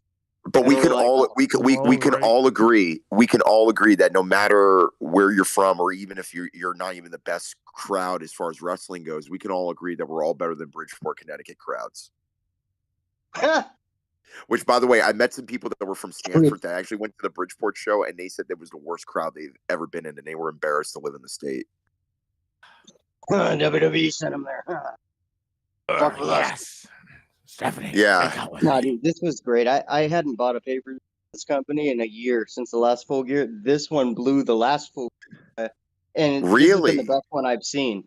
I feel like it did. Like this one was fantastic. Like I've never seen an AEW broadcast of any kind where the entire card had me. Like I was into it. Mustafa, real quick. Yeah. When you saw the Elite coming out, we couldn't see shit. So when I heard everybody pop, I go, "Oh, it's yeah." Elite. Yeah, I was like, "It's Elite." So the lights went dark, right? Yeah. For obvious reasons, and obviously it started out very slow because we could see the figures in the on the staging, and then of course, I mean, the crowd was already just screaming. They were lit, dude. They knew already. And guess what? Brandon Cutler brought his camera back with him, and BTE looks like it's coming back this Monday. So there's a lot of stuff that they most likely have covered. Well, yeah, on YouTube. It's like about damn time BT then came back. Yeah, and I'm actually a big fan of it because happening on Monday. Yeah, it always been on a Monday. 12 o'clock Eastern. Yeah, I've been a big fan of BT, not as much as I have been in past years. Not as much as What the fuck are you, Marks, talking about? I am lost. But he's talking about the YouTube channel. Yeah, being the Elite. Me. Jesus Christ! No. They haven't done anything in like 2 months, 3 months. We couldn't have done anything at all. The only social media stuff that the Bucks and Kenny Omega have done were for the video game and for their shoes that were being sold. Yeah, they were waiting for the lawsuit to get finished. Right. And by the way, I mean, again, I can understand, the fans saying like, FC and Punk and that type of thing. And it kind of made me feel a little bit uncomfortable because I was going to wear that shirt tonight. I was going to wear one of Punk's shirts. And thank God I didn't. I ended up wearing a Rock shirt. One on principle. Like, fuck. Do you really think that fucking the Elite, like, dude, they do so many things, but their match to me was the most like convoluted of the whole night. Well, in a sense that, again, the crowd, I mean, again, and then the Colt Cabana chants came. It was very, very interesting how the crowd just said, you know what, we're behind you guys. We don't care about Punk anymore. And to be quite honest with you, I mean, again, everything that we've been hearing, I think that the straw that broke the camel's back as far as the fans go was when Jericho basically said to Punk, allegedly, you're a cancer to this locker room. So dude, Jericho is happy to be the top guy. That's why he doesn't care that the fans cheer his entrance music while he's the heel. He's so happy to be the top guy. Let's be honest, dude. Nobody's gonna cheer. Nobody's gonna fucking sing along to his music, even at a show. That's gonna he doesn't bring that many people to his show. No, he does. That's why he marks. No, I've been to They're one of his wrestling shows. fans. It They're was not like music fans. It was like fucking 400 people the last time I saw him. But how big is the club? Like everybody, fucking huge. He's not playing at. He's not playing at a fucking. I don't give a fuck about what garbage. Yeah, he's not a big fucking rock star, man. Go ahead, Danny. Go ahead. Yeah. Let me go ahead and say something real quick. Okay, so we're looking at fucking 2:12 to the music scene Eastern time. People are waiting for MT, and it has yet to fucking happen. Garget's quick talking over me. I'd really appreciate it. I asked Roundhouse. So, can we go ahead and get this fucking directed into another fucking direction here? Because there's people arguing in the fucking chat, and what do you got over everything that's fucking it's just repetitive. Maybe I vote Dave to kind of fucking drive this into a different direction. Let's go ahead and make this monetize this now instead of just repeating. I thought you had a direction. I thought did you have something you wanted to say? Well, Gargets was what's up? I just said exactly what I wanted to say. Oh, that's it. Oh, okay. I thought you had something else. Sorry. No. I'm ready to move along. Like we're kind of going over the same thing. Well, I mean, it was really hype, man. You should have saw it. I thought you were gonna start doing your homework, Danny. I will say, Danny, I have been doing my homework. He did. I watched it. What are you talking about? Oh, I didn't know you. I didn't know if you watched or not because I know you're kind of on the fence with. No.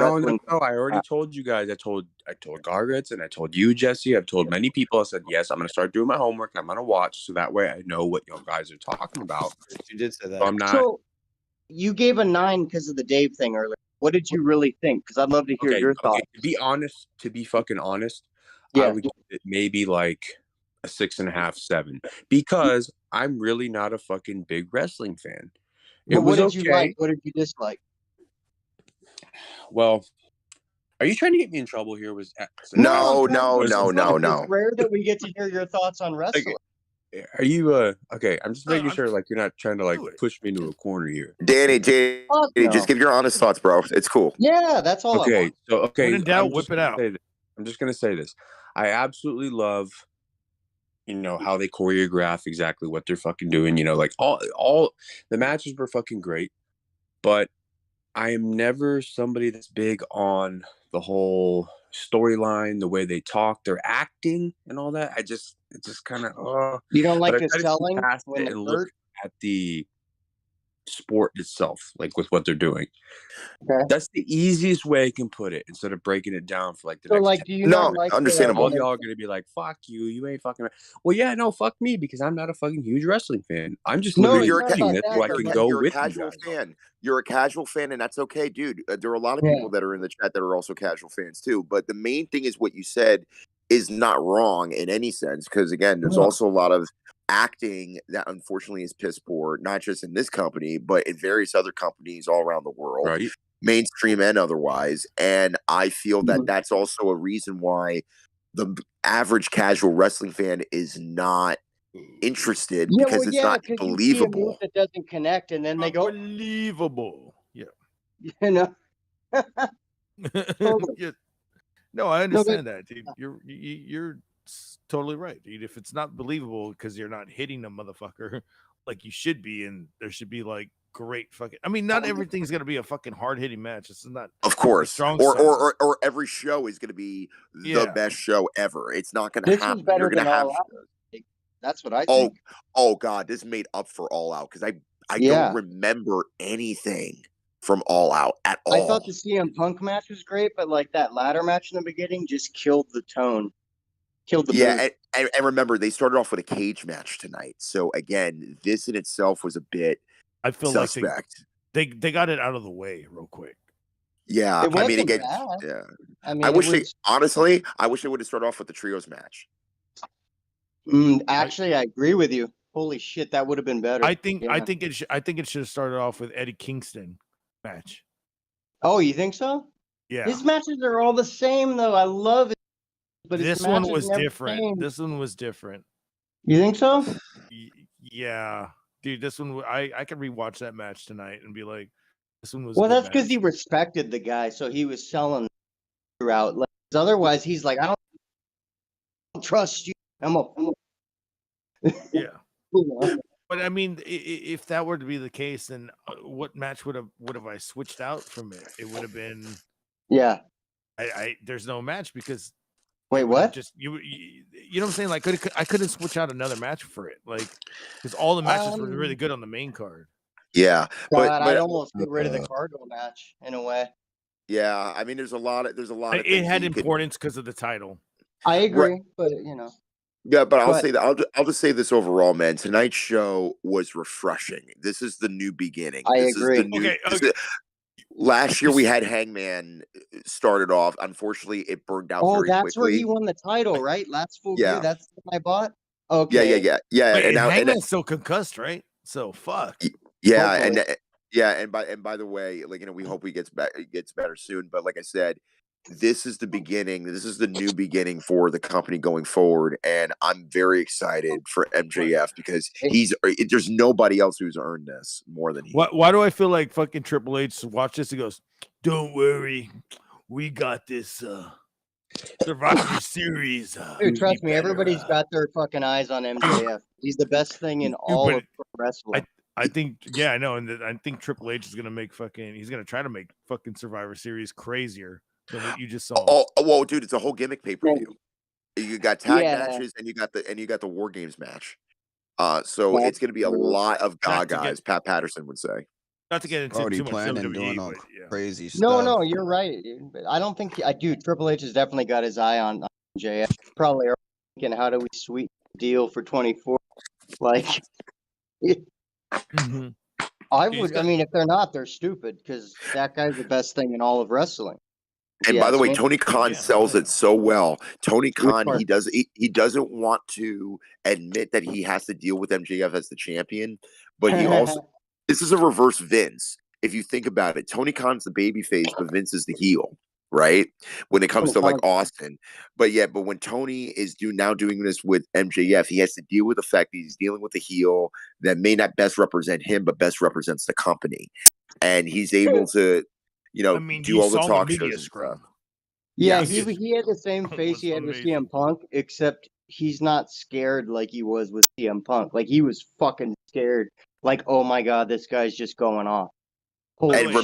remember Tony's working here. He's not working like he did with the press scrum with Punk because he was shooting. His body language was so apparent that when you look back at it now, it's even scarier because it's just like that could have went any way whatsoever. And then now, like looking at MJF, dude, I am now looking forward to every press scrum after a pay-per-view just to listen to him talk. The press, okay, so you know how you couldn't really hear it on the official AEW? You can hear it on everybody else's. So there's people there that are fucking IRL and live streaming, and they're fucking, you can hear it better on their cameras. Dude, and something Dave said earlier about the Acclaimed, you have to remind me, Dave, what exactly you said, but you talked about how the Acclaimed it's not about how they weren't where they should be or some shit. They said in that scrum, I was listening while we were on air, that they finally felt comfortable in this particular match that they didn't feel in the last matches. Maybe that made their performance iffy or something. I don't know. I don't know if you heard Dave. I can. He's typing. Oh, okay. Dude, Go ahead. Declaim, dude. Today, night, dude, having that fucking goddamn, they were almost. I felt like there was like 3 times where somebody got injured, and they just sold it perfectly. Especially when Max Caster going on the outside, he was just outside forever. And you're like, where the fuck is Max Caster? It's like, is he this injured? What's going on? Like he was out for like ever. And then it was after when they went through the fucking barricade. And if nobody realized, okay, so who's the one with the fucking shit on his arm? Shit on his arms? The fucking tape. Who had that was Anthony Bowen. Thank you. And now I'll remember. Okay, Anthony Bowen's the gay guy. He was he sold that arm like perfectly. Every time they went for anything, he was just like, I can't quite get it. Fucking Jesse, you look like fucking goddamn fucking. You fucked born up in East LA. No, I look like the guy from fucking Next Friday. Fuck you, USA. Oh, fucking Little Joker. Oh my gosh, you brought up Little Joker. Oh my god, he does look at you. Fucked Little him Joker, up check la life, feria. Fucking eso. You ran over my skateboard. It should have been in the middle of the street. Hey, your dog should have been in the street. Hey, what's wrong with my fucking dog, man? Nothing. Yeah, I'm an Aztec warrior. Got issues. I'm an Aztec warrior, Holmes. Oh my god. No more locked doors. Dude, I vote to bring him back. Him and fucking Micah. Bring those guys back. No more locked doors. Gracias. Gracias. I'm an Aztec warrior. Look at me. Look at me. Damn it, dude. No, that was he's like, where are my brothers at? Any fucking minute they'll be back. Fuck, where are all these fuckers? Yeah, I gotta do everything myself. Yo, we just over here trying to borrow some sugar. No, I know black people have a lot of sugar in the house. Yeah, that's what he said. Yeah, I know they need to make Kool-Aid and shit. So yo, my favorite stereotypical like moment on film was Harold and Kumar escape from Guantanamo Bay when they're pouring the grape soda in front of the cops, or the cops are pouring the grape soda. That's fucked up. That's fucked up. Oh my god, I haven't seen that. Hey, one. tell me, and then you hear in the background, tell me if it's got water, Kool-Aid, watermelon, or something. Oh my god. Yo, bruh. You got any watermelon Jolly Ranchers? They're about to. They look like they're about to beat him up, and they have the crowbar. I never. Like, where are you going? And they have like a tire. Oh man, good times. But at any rate, guys, I mean, again, this show. You had fun tonight, right, Rostava? Yeah. You know what? This is a great going away present for me because, like I said, I'm not sure if a lot of people know this, but this coming Thursday on Thanksgiving, I'm going to be away from 9 weeks. I'm gonna be on a going to jail. I mean, I was like, dude, you going brought to that up because I need to fucking I need to dab you up on the Cash App, bro. I hope you have fun, man. I really do. Yeah. So check this out. So for those of you who don't know, I'm going to be going away on my first music venture, like away from the States, in Australia and New Zealand. Wow. But I've been trying to work on this for literally 7 years, which again, I was being denied for a long time. Now I'm not denied anymore. I'm able to go, and proud of you, man. Go for that shit, dude. Thank you, bro. Thank you, Jesse. And like I said, it's been a long time coming. However, though, that also means that I may not be here live a lot for at least until February. Dude, it's okay. Do your thing, man. Yeah, Dave. He's truth be told, he's playing Sebastian on the Disney Cruise Lines. No, I'm not. Under the sea, under the sea. Oh God.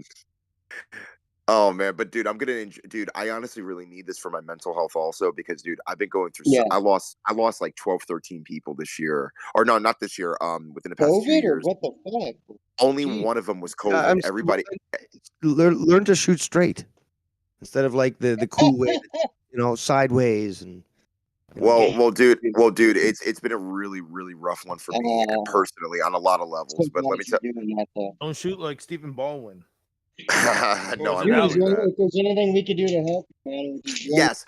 Matter of fact, and again, I'm not trying to take away from Joe because I don't want to do this on his platform, but if there's anybody who's willing to help me, because again, I still need to get essentials because all my money went towards insurances, because if you're MD or any of your medical people that don't have an international license, that means you have to pay out of pocket in order to do what you need to do, which cost me a lot of, it basically cost me almost my entire savings. So like, where do we send it? Where do people send that at? Okay, so you can go to Cash App or whoa. Just put it Cash in the App's chat. fine. Yeah. You know, I'm saying no because it'll show your real name. So no. It's fine. Cash App ROSTAFA. You can go to Venmo RO-STAFA. Is PayPal or cool or no? Yeah. PayPal is fine. PayPal.me/ROSTAFA. All right. And by the way, thank you guys so much for all the support for the. I mean, we always bash each other here and there, but dude, I always take it in good fun. And bro, it's always been great being here, man.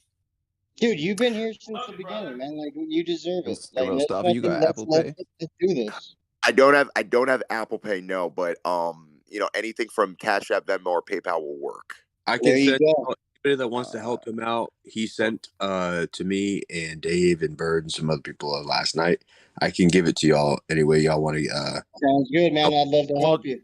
Yeah. And you guys can put it out in the chat if you want to as well. But like I said, please donate to Joe. Please love on Joe. No, you're not taking Joe, anything away, brother. I want to know. To us for years. I just want to know, what are you going to be singing? Yeah. Singing and playing. Yeah. What are you playing? I'm a solo musician playing guitar and singing. But you play guitar too? Yeah, I play various amounts. No, I never even known you play guitar. Do you even know that I play guitar? Dude, I've been playing for 13 years. I've been playing since I was fucking 9. Yeah, I started late actually. Are you gonna open for him like you do everybody else? Or no? Yeah, dude. I'm gonna get Metallica to vote from, bro. I'm gonna be doing a mix. I'm gonna be doing a mixture of cover and original stuff. Yeah. All right. And this is also a way for me to get I myself want you to out send there me. I want you to send me music. Or I want to hear your music. We can watch somewhere. Well, it's funny enough that it's funny enough that you mentioned this, Gargut. So for the past 2 years, and I can't even believe I'm even saying this because I'm embarrassed. I've been trying to work on my first album that should have already been out, but there have been so many tragedies and so much different stuff that have been happening that it's really been testing me spiritually. That's why I really lean on God a lot, because I've been needing, you know what I'm saying? So Are for you anybody putting it out now? I will be putting it out hopefully next year, because like I said, like I'm also trying to get a brand new producer who I'm not going to go into the details of what happened with that, but getting a brand new producer, various different people that I would like to actually have on my record, because here's the thing. Is your album finished or no?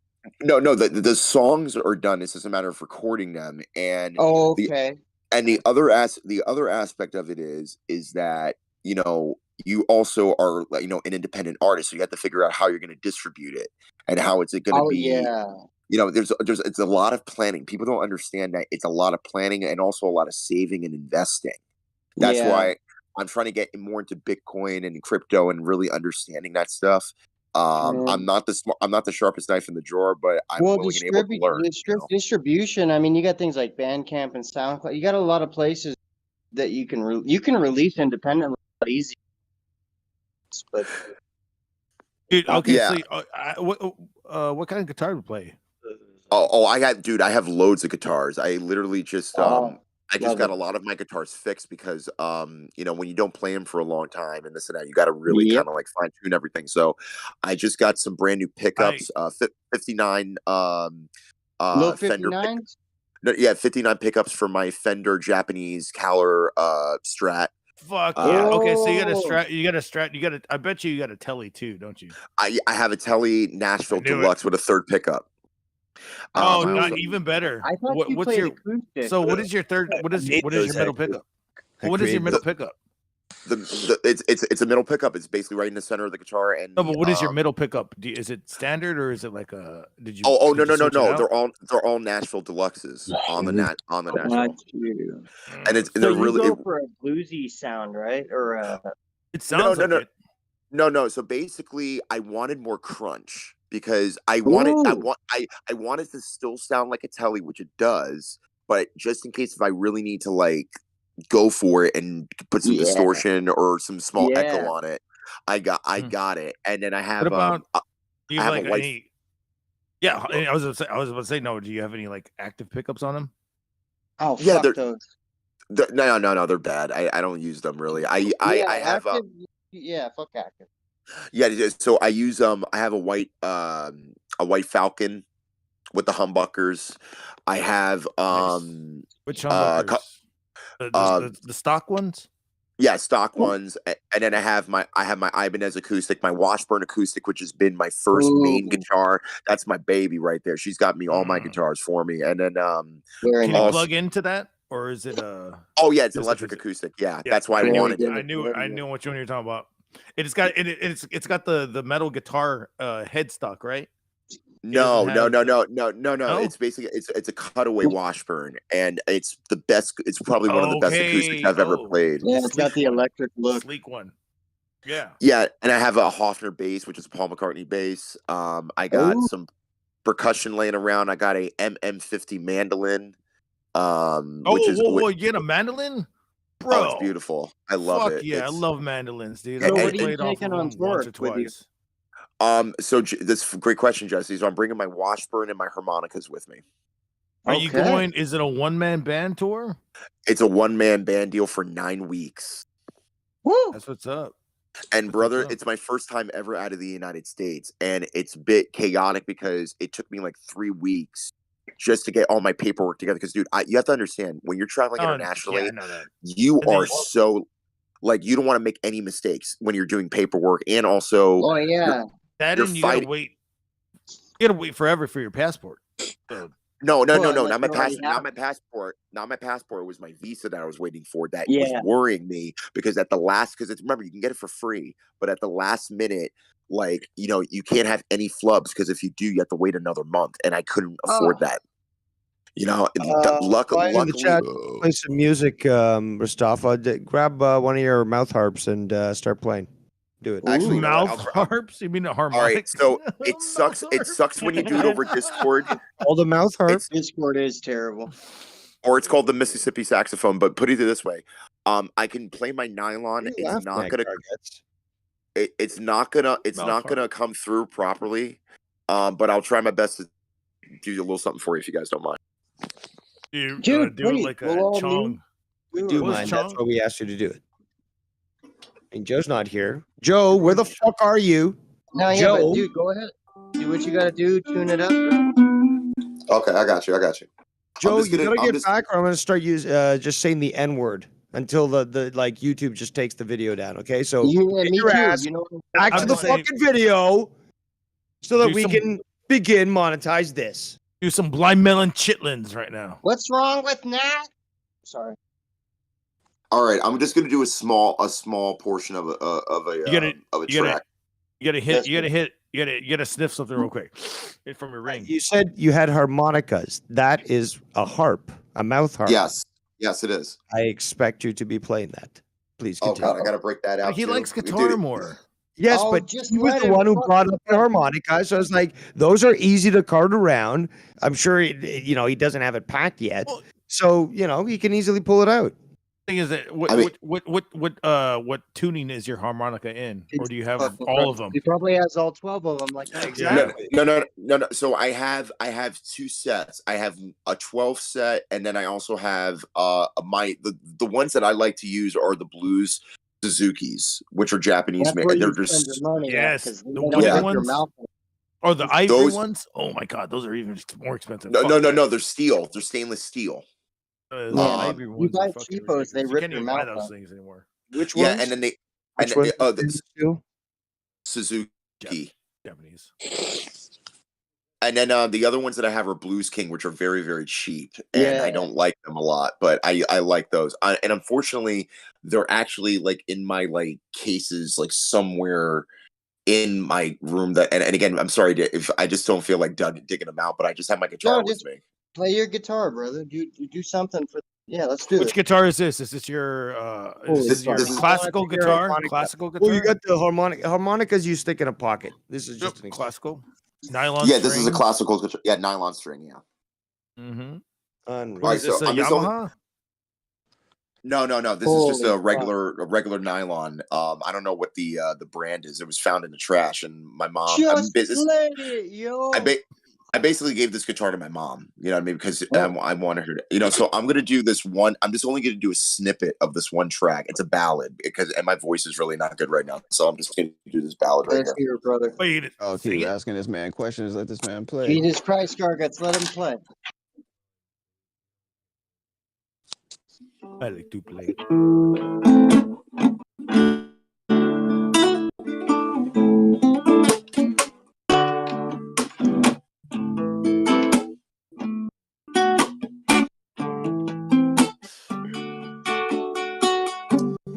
All this time we've been alone, desolate sea. And all this time that we've been growing on now. Morning, thought it was right. All my time I've been alone, I saw you. Tune in, it's just hard for me. In the garage with song. Rolling around now. Come down in time, yes. And I've been getting a day. And I beat it among my last. I've been a while in a day. Come down in time, yeah. You're less than a day. Come down in time.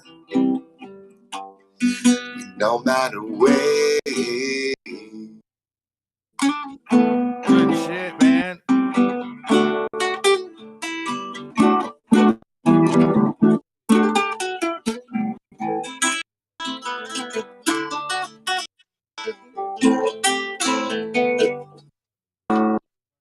Sorry, my voice is a little raspy, but I'm all right. Dude, I love it.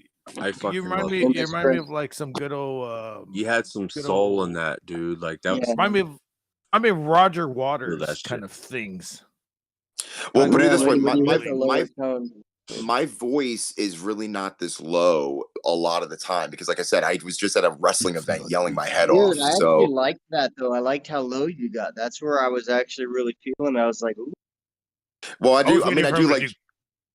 I like Johnny Cash. I do like. I was about to say, oh my God! I was like waiting for you to do country shit, like Johnny Cash. God Dude, damn. no, It's not country. you could fucking sing like He's that. bluegrass. He's fucking rock. He's country. If you could sing like that and get like a little bit of rasp in your voice and get that Bill Withers fucking tune. Oh yeah, bro, yeah. You would be fucking. You just gotta play that song again and be like, let me take off your panties. Let me take off them thongs. Yeah. So Bill Withers, Johnny Cash, Lenny Kravitz, Prince. Those were like my guys that I looked up to growing up. Yes. Yeah. Everybody liked Michael. I like Prince. You know what I'm saying? That was my deal. And the only Michael Jackson track that I really play at all is Human Nature. That's like the only one that I'll really play by him that I really like. Yeah.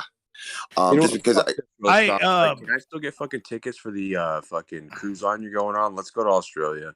So I can just hang out. All right. So let me You're gonna be in detail. I thought you were touring. What's it? Well, he's No. places, right? Mustafa, this is crazy. Yeah.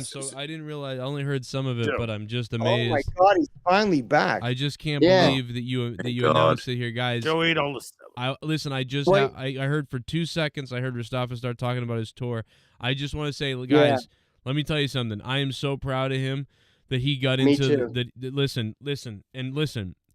Gay musical is one of the best fucking performances you'll ever see. Gaysicle. And it's going to be in Australia. It's going to be. And did you tell him all the places it's going to be? The cruise.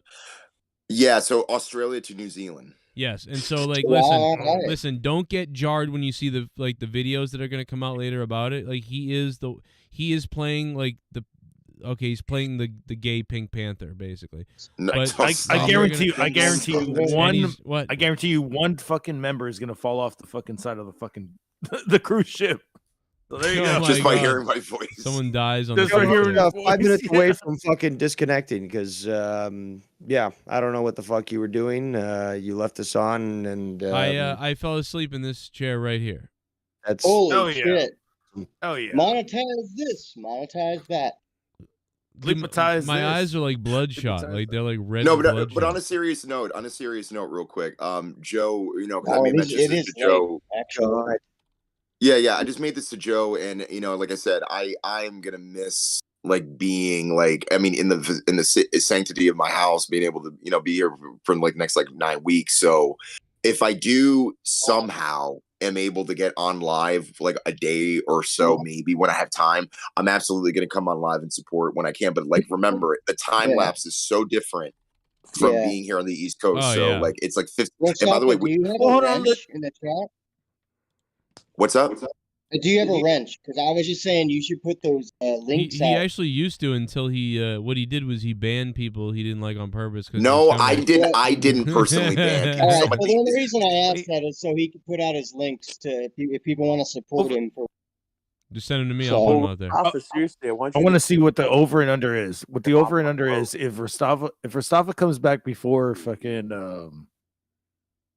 make sure Rostava, make sure you stay in touch. That way, if something like seriously, like in case something weird does happen, like and you get in a jam and you need $50 or something, make sure Moxley. Make sure you stay in touch. That way, we can help. We can take care of you. You know, what I mean? Who do you think comes back first, John Moxley or Mustafa? That's what I want to say. I'm gonna bet Mustafa, but John Moxley might be around. Be fucking way later. Mustafa, fucking enjoy your fucking goddamn fucking your cruise ship. Fuck all the girls, and yeah, you know what I'm saying. That's all you gotta say. Dave and I were actually talking about that the other night. As a matter of fact. So. Really? I can't believe you're giving all this personal information out there because you don't even talk about that you dated somebody before. So this is crazy. Yeah. No. My family. First of all, number last night. You not say your family after we said fuck all the girls. No, first of all, the only two things I never talk about are my family or my personal relationships outside of here. Those are the only things I don't talk about. Oh, okay, that makes sense. Now, will you tell everybody where you work? Yeah, like I'm gonna, like I said, I'm going to sit. So this is how it's gonna work. I'm going from Newark to LAX because there's a layover, and I have to fly 15 hours to Sydney. So pray for me that I get some sleep, dude. Let me tell you something. All the Australian Sydney in 15 hours. Who's gonna take care of? I met all the Australian people at WrestleCon that all their flights are 15 hours, and I was like, bro, how did you sit on the plane for 15 hours? Because I'd have to be hammered, and it's like I would only be able to sleep for 6 hours, and then I would wake up sick, and I'd have to shit or throw up in the airplane. This is why you get a Xanax off somebody on the plane. They always have. Whoa! Oh my God, is that Zordon? Ranger. Jesse's thing shit itself again.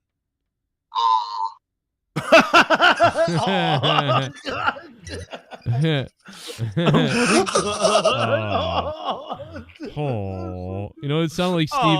It's not like Steve Martin in Little Shop of Horrors when he's got the gas mask on. You ain't gonna kill me, Seymour, are you? Oh my gosh! By the way, I'm wearing my Just Bring It shirt. I haven't worn this since WrestleMania 29. You wore a WWE shirt to an AEW shirt. You should have burned it. I was not going to wear my Punk T-shirt, so it was the only piece of merchandise. And by the way, I wanted to get the Acclaimed every Wednesday. I wanted to get the Acclaimed every Wednesday shirt, but the problem is they didn't sell it. They only sold the Scissor Me Daddy Bullet Club T-shirts. And I wanted because everything else was this daddy ass, and I can't wear that. This Discord needs a baby face. Smith's he was here. He's not here anymore, but the Discord needs a baby face, and he's got Australian. No, we're money all coming heels. We're all heels. Yeah, we're all bad people here. All right. Yeah. Michael is over here laughing like a fucking Michael. like the retarded Joker. What's up, Michael? Hey man, hey listen. You ever think about taking your mother down to the bar and figuring how much money you guys can make in 3 hours? Oh no. Oh no. Jesus Christ. He goes, you're the one the number of my fucking jersey. All right, listen to MJF sell this. Listen to this. Moxley. Oh my God. He's got him cinched. And the tombstone on the apron. And MJF immediately starts clutching his left knee. Yeah, when you hit that tombstone, Taz, on that solid apron. That was awesome. I mean, if your knees hit first like You hear that? Fuck, fuck, fuck, fuck, fuck. He goes, fuck, fuck, fuck, fuck, fuck. Guys just talk right over it. That's what they do. Sorry, Dave. right there. Both things hit here. The head of Mox, good Lord, and the knee. I think MJF's left knee pad. So now watching it back, I can see how they're selling it and everything. But I mean, originally I was like, whoa, did he really pop his knee? Because that part of the apron is hard, and I'm thinking of how my knees and whatever. And I'm like, whoa. So that fuck. Like when he did that, it was like, whoa. He was panicking and trying to get the knee pad. Really well done. Just wanted to bring back. I don't want to go back to wrestling. I just wanted to. I never got to play that. No, I was to say real quick was Sting. Did you when he fucking jumped off the fucking shit doing the cross batting? He disappeared. Did you hear him Did you hear him yelling? Like in the middle, like he fucking like popped something too. I was so mad. I was so mad because I was trying to get a photo of that and I couldn't get there in time because my photo was about to die. Mikkel, one more thing for Mikkel. So how you doing, Mikkel? Good. Did you know that? Did you know that 10 plus 10 equals what your mother made last night? Thomas and Jefferson. I'm sorry. No, I'm just kidding. Mikkel, what did you think of AEW tonight, brother? I saw a good show. Fuck AEW. I mean, like, and now I can get the the link on the one. So, but Did you get any of that? all got give me the I'm gonna tell you. I tried, my dude. mother is a hooker. My mother Oh, no. is a I was hooker. trying, Oh dude. my I got God! Why about are you 4%. saying that, Mikkel? Mikkel, stop it! Stop it, Mikkel. Actually, I've got something to bring up here. Okay, no, I did get what he said. Stop he said it. that he was trying to get the hilarious. pay-per-view and it didn't work. And I gave him the link and it started working. So Oh, then he only started you would watching. understand. So he Richard. he missed. Oh yeah, well I started playing guitar when I was 2. Hell yeah. Shit, I started playing when I was 2 as well. Did anyone catch that? Yeah. Ristava like earlier was like, I'm playing guitar Alright, talk. 13 Nobody years. wants to let me. Go ahead, Dave. Yeah, Dave, what's dude, up? Of course. Dave? Metallica's going to open for him, which is going to open for Rostov. Told you. You can't whisper, Dave. No, You gotta talk louder, Dave. Like these people, like these Neanderthals. Oh my! Waiting for my app. Go ahead, Dave. Sorry. No, Dave, Jesse's just gonna talk every time you talk, so just stop. Maybe we should get. Yeah, Mustafa. Apparently you're getting fed up with my shit. You could hear it. No, in I'm his- not. according to Luke Rojas there in the chat, who's also on the call. Isn't he here? Why is he typing in the chat? I mean, there's You 90 asked- people here. Maybe that He's could be a why. fucking weirdo. Yeah. There's a lot of people on this call. Like, but you know what? This is one of those nights where if I booed anyone off, they'd be mad. So like, I didn't want to do it. Feelings. One night, someone kept coming in here. I won't even say who it was. And I'm like, all right, we're supposed to not have more than 6. I gotta get rid of that. And they fucking threw a fucking shitstorm somewhere and didn't even tell me. Yeah, and that really matters in the end of things, you know, in the scheme of all things. No, it doesn't. Fuck people's feelings. I know. Simple I'm as- just saying, there's a lot Oh of people in man, here. so Joe, are you gonna do the same thing like you did at Royal Rumble, WrestleMania? Like we're just gonna have like a crap ton of people for like the big 4 shows going forward. Like, are you gonna have that for Well, Survivor Series, like a watch along? Based off of how this has gone, no. How about this? Can we maybe move into monetize this and just stop talking wrestling altogether? We've been talking That's about fine. it fucking enough. Well, I think That's fine. yeah, I don't think you know, honestly, I got to be honest. I realized first of all, I realized tonight, and yeah, I'm sick of wrestling at this point now too. But I realized tonight when I was looking at the AEW stuff, I went, you know what? I forgot. This isn't going to end at like 11. I was thinking it's going to end at 11. I'm like, this is going to end at fucking midnight. And then we're going to be talking about it for 2 hours. There's going to be no monetize this, really. Like, I didn't even think about it. I realized it too late. I was like, oh, yeah. So, like, that, you know, there'll be this won't be a long monetize this, really, because it's not really one. Because this fucking show is too long. If we You had know? gotten faster through it and you'd actually not fallen asleep, we could have actually gotten to some stuff. You're right, but I fell asleep to you and Rojas trying to fuck each other. So, Again, that's your fault for not drinking a coffee. I know. Again, see, it's all Dunkin' Donuts' fault because they didn't have fucking coffee. I would have been. See, I didn't get coffee. The cunt. Well, don't rely on coffee. Oh, by the way, do you know what she sounded like? She goes like, "This dude, this is the thing that irritated me the most out of anything." She was like, "I'm like, yeah, I'll get a." She's like, "What can I? Well, can I get you?" And I'm like, "Well, a small hot black coffee." And she goes, "Oh, we don't have hot coffee right now." And I went, "What?" Like, and she goes, and I said, "Well, what?" And I started stumbling, and then I went, "Well, that pretty much eliminates me from getting anything because it's 28 degrees outside." And she's Damn, like, Hey, 28. Joe, Fuck. can you do me I was gonna say, Joe, can you do me a favor? Can you play the drive-through? No. I know what you're talking about. You're gonna talk about the thing. Can you with please play the JB? drive-through deal that you did from a couple? The thing with the drive-by that we did on Mikkel's mother. Oh, Yeah, because dude, that was a gangbang Just see- on Mikkel's. Sorry, Mikkel. hey, Bird, you got something to say? Uh-oh. Uh-oh. Uh-oh. Uh-oh. Uh-oh. Uh-oh. Is Bird gonna say something, or is Garga just gonna say "uh-oh" 7 times? Continue to repeat yourself, there, Garguts. That's kind of retarded. Proves my point. I was waiting for his intro to come in, but By talking over it. Repetition is a sign of a retarded mind. All right. Gargus just wants to be heard. Go ahead, Bird. What is Bird gonna say? Convention here. This is fucking unreal. I don't know what's going on. Well, you're the one who's leading the TED Talk. Come on. Well, I've waved the white flag. Go ahead, Bird. Dave and fucking Danny just fucking preach what I've been preaching all night in the fucking chat. But Joe, I'm sorry. I love you. You know I do. But there is too many incompetent fucks on this call who don't have any fucking etiquette. I'm sorry. Well, I just woke up, so I don't know which ones. I've been told I was rude. Well, Bird. I'm telling you, bro. I'm telling you, dude. I'm rude. You're right.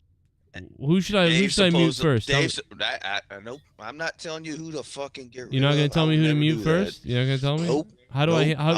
Who do I that. kick out of here first? Who do you think I should kick out first?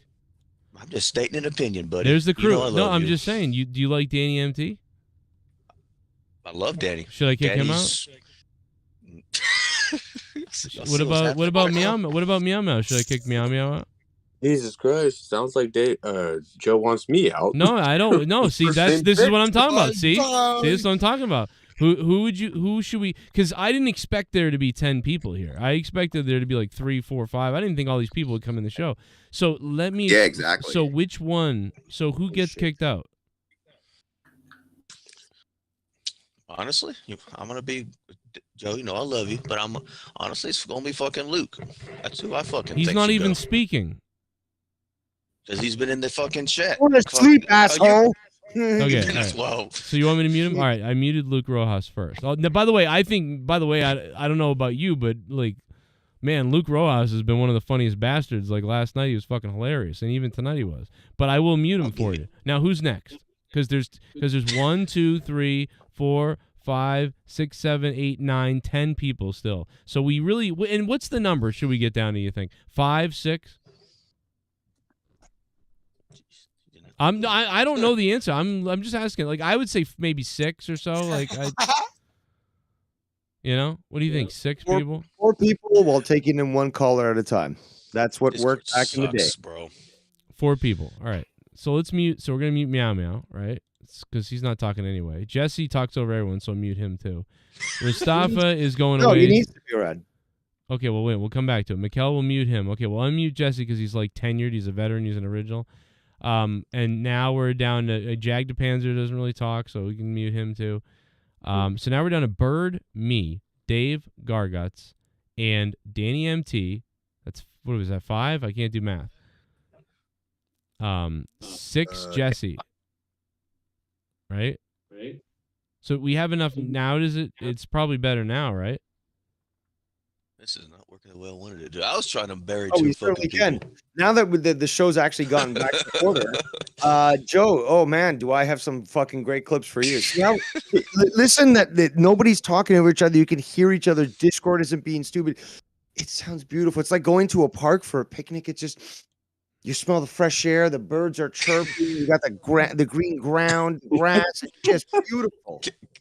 Beautiful. Can I respond real quick? Hang on, Dave. Joe, I wasn't saying kick all these fucking people out. I was trying to go after fucking Luke and say he's a fucking dick riding pussy fucking Gargus doesn't know when to shut the fuck up. Yes, but this Why didn't you this just say that experiment, then? this experiment actually worked perfectly because, oh my God, does this feel great? It's instead of the cacophony of people talking over each other, blah, blah, it's peaceful.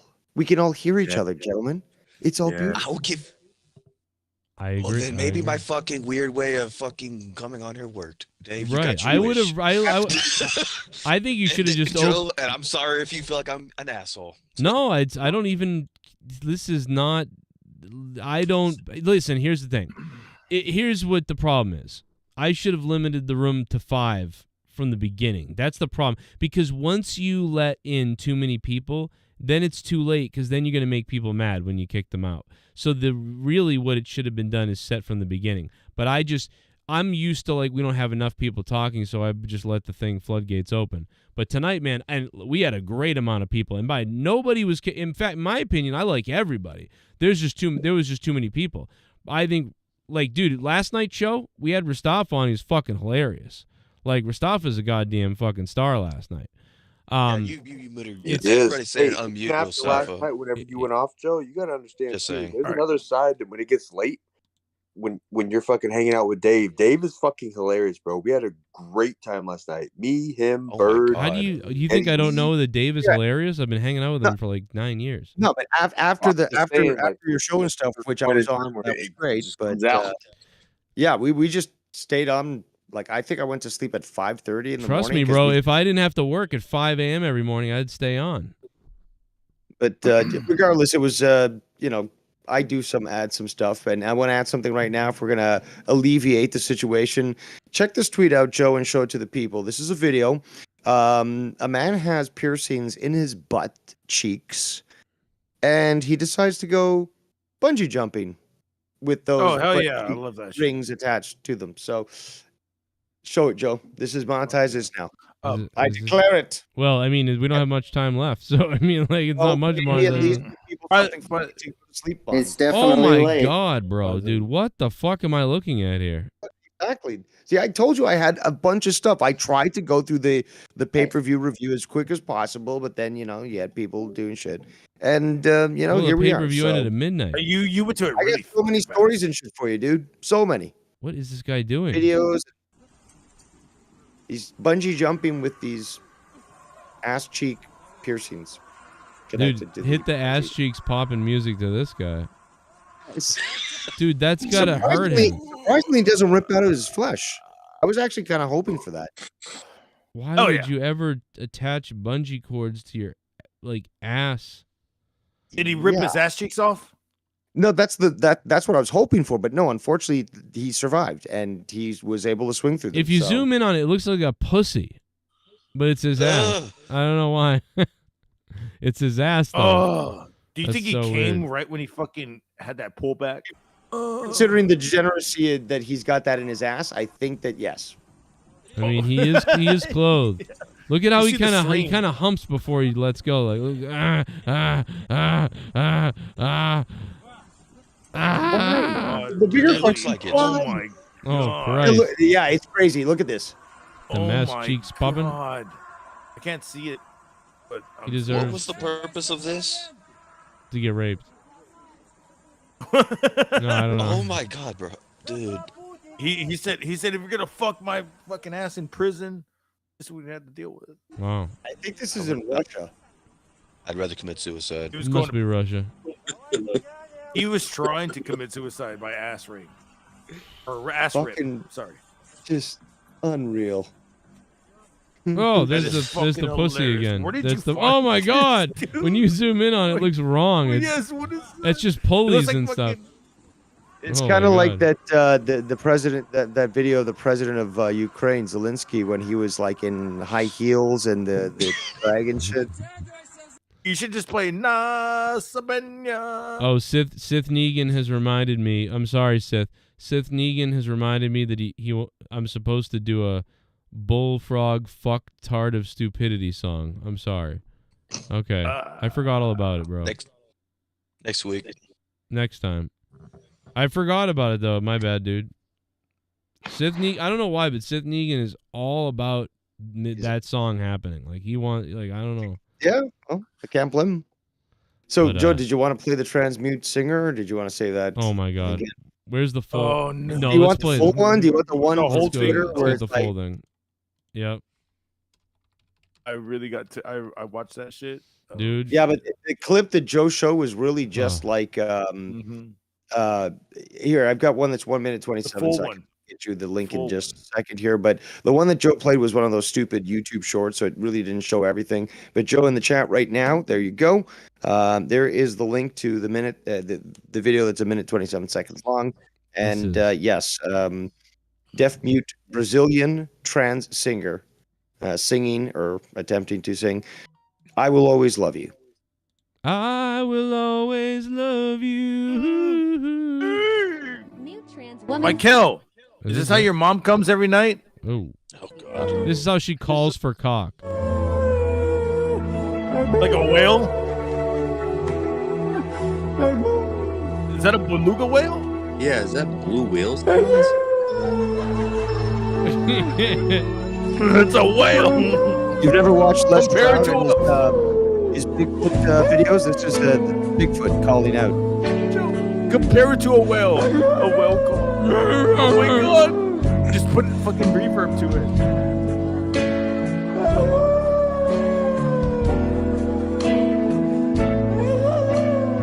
But keep your eye on one of the judges here. Keep your eye on one of the judges. He's going to wrap his face up to try to prevent himself. Oh my God. Is this Chris Jericho in the fucking Masked Singer? Pipe down and just let the people suffer. That guy is like trying not to. You saw him.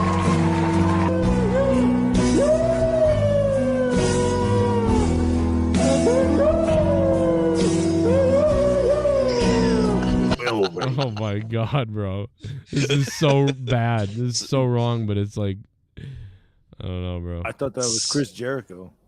Sounds like a. Never mind. I'm not Fucking the Like Masked Singer. That's not funny. And now, ladies and gentlemen, To perform Britney Spears' Oops, I Did It Again, here is Marsha Jones, a trans fucking half-black Native American disassembled individual. Oh my God, this is, yay, here he goes.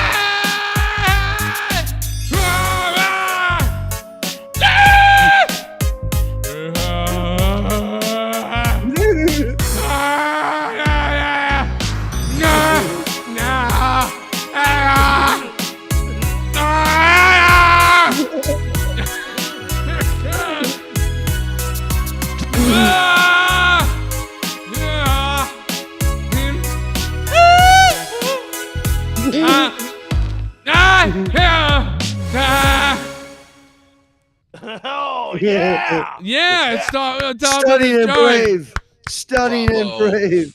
No X's. All the way. Oops, I squirted again. It's okay. I'm sorry, bro. That's so bad.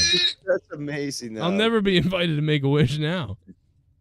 It's Tommy's. You just made my wish. What are you talking about? If I'm dying again, I'll fucking have you as my Make-A-Wish. No. like to wake you up, like sexually? Oh, all the time. I'll be like, stand over your bed and over his bed. Tell him it's gonna be okay. He's like, he needs to stir his fucking dick in my cornflakes every day. Oh boy. Joe, did you ever see that clip of the dog pinning the wrestler? No. Is Do you that wanna see it? when? So Jim Cornette had his wife come down to the training facility. He talked about it, but I've got the actual match if you want to see where the dog pins the wrestler. Oh, okay. Let's see it. Let's see the dog pin the wrestler. Jim Cornette will love this. There's Rostaf's Cash App, by the way, for the rich people. You can forward to it. You can find. I just put it in the chat, but you can see where the dog actually pins the.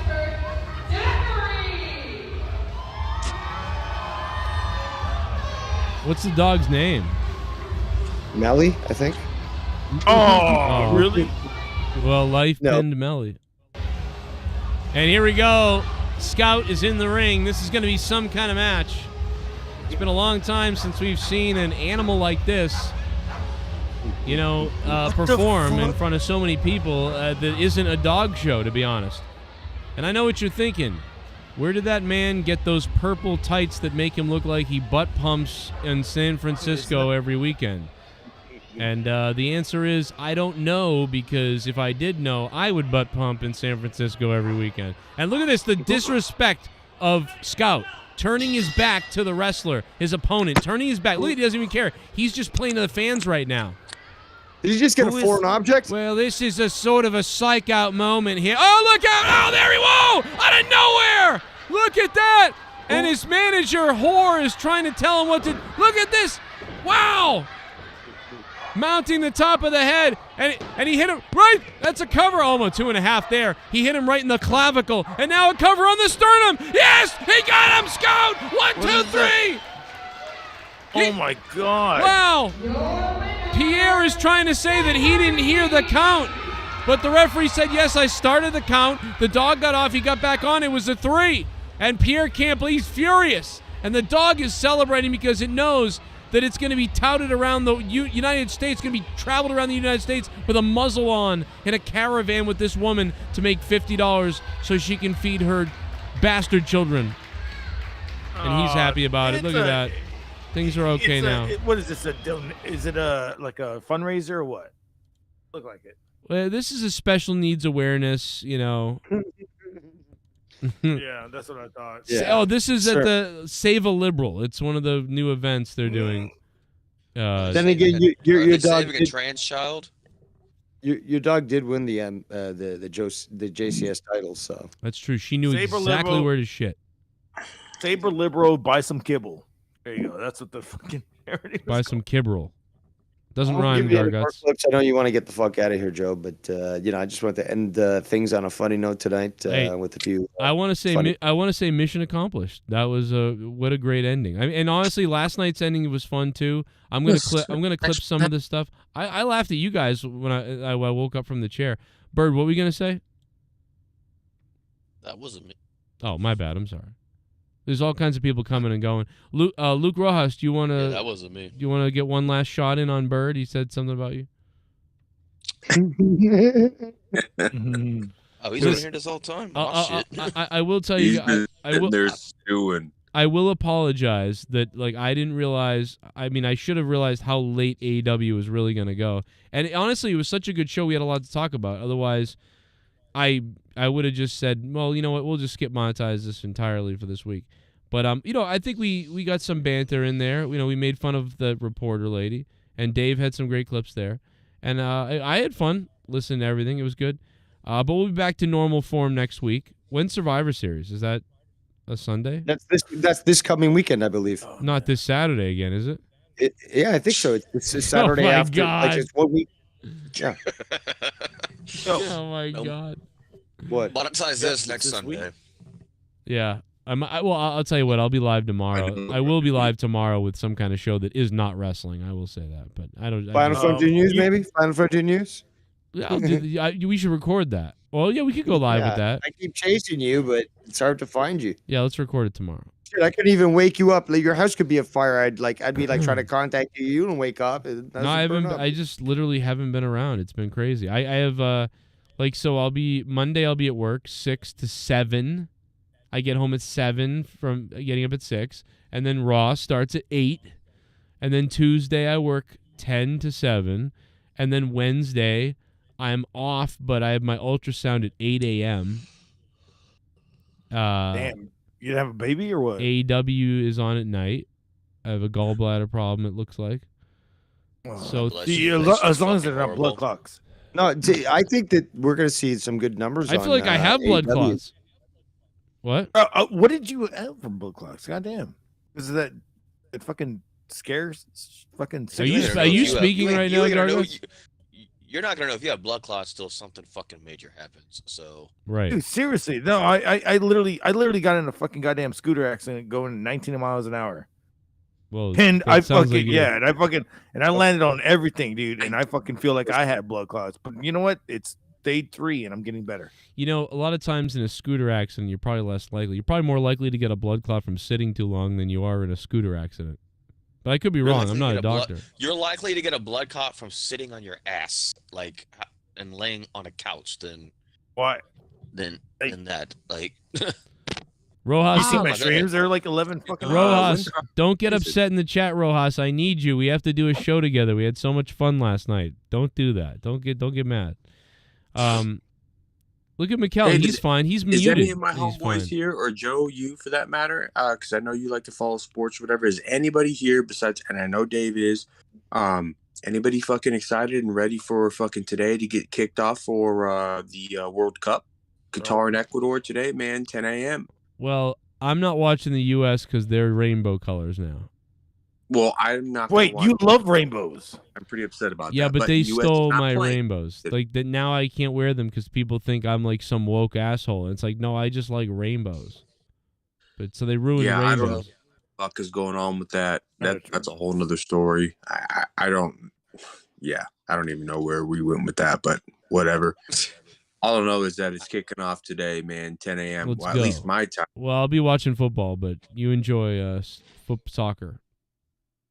No, you enjoy other things. Real football. You'll be watching American ball. I'm just kidding. It's all right. I'll probably watch a little bit, but I need to bet. I had $5. I was gonna add real quick. Don't know if you guys heard. Maybe Danny did. Basically, Qatar doesn't like the idea of selling beer at the venues and may even ban beer sales altogether. Wow. Right now, you've got to actually go at least about 7 miles away to get a beer. Despite the fact that there were agreements otherwise. And by doing so, they actually might compromise a multi-million-dollar agreement that they already had with Budweiser, who apparently is the sponsor Oh my alcohol God. wise, and they might have to pay, which they probably don't give a shit, but they might have to pay fucking Budweiser, potentially at least $100 million for breaching the contract. I'll make it real Yeah. simple, okay? Jesus. We won't sell beer if you stop cutting gay people's privates off. How about that? There you go. Yeah, that's a good compromise. It's fair. Yeah, and then you can say you're abstaining from alcohol during this soccer match in order to support gay rights. And you really are. So, like, that people are so fucking radical on fucking Islam beliefs that you can't drink. Yet, if you're a tourist and you come there, if you're gonna spend money, all of a sudden alcohol appears. That's what it is. Rape's legal though. Rape's legal if you're.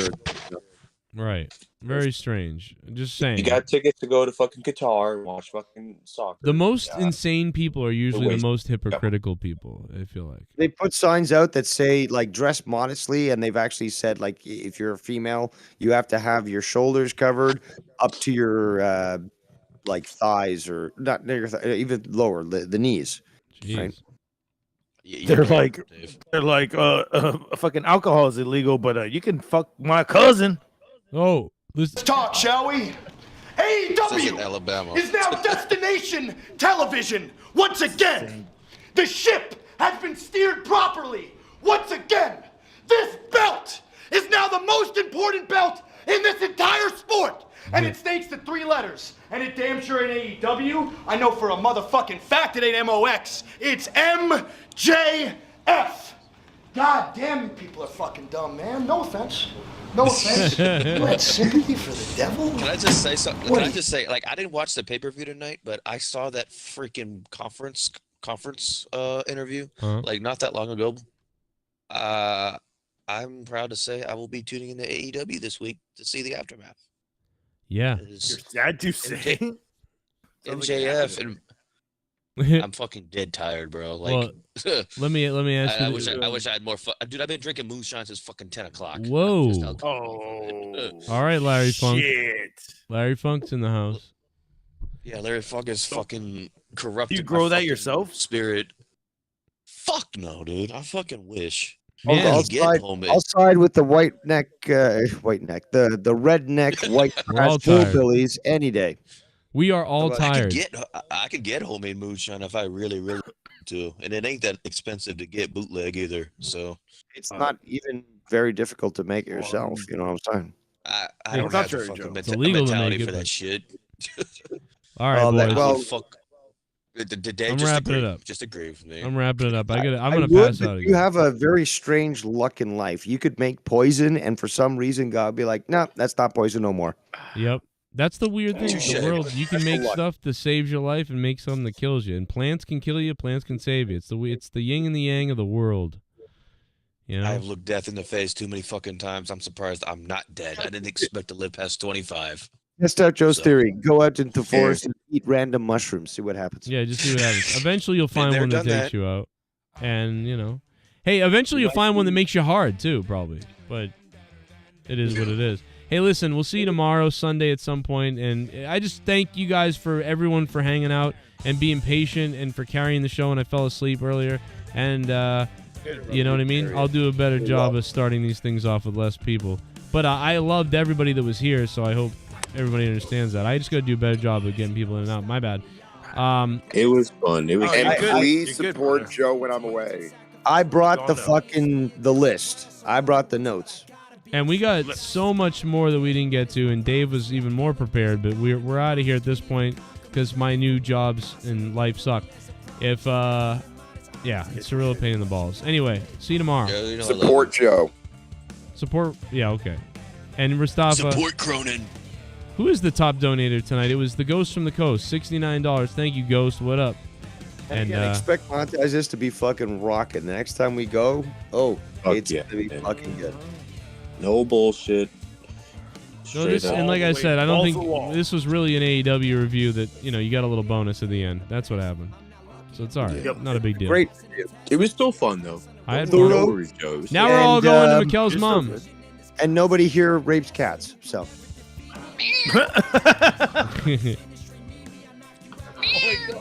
Oh my God. Good night. Good night. You fucking stupid, you morons bit on every single word I had to say this past couple of months, huh? I want to earn it. I want to fuck that. I deserve it because I'm the best wrestler in the fucking world. And every single one of you know it. I'm the microphone in the ring. Nobody can touch me. That's a fact. Nobody is on my level. And then, to think you guys still believe me when I put over this motherfucker this past Wednesday? Grow the fuck up. No offense. Grow up. Now let's talk a little bit, huh? MJF, what's going on with you and Regal? You know, we're all really interested.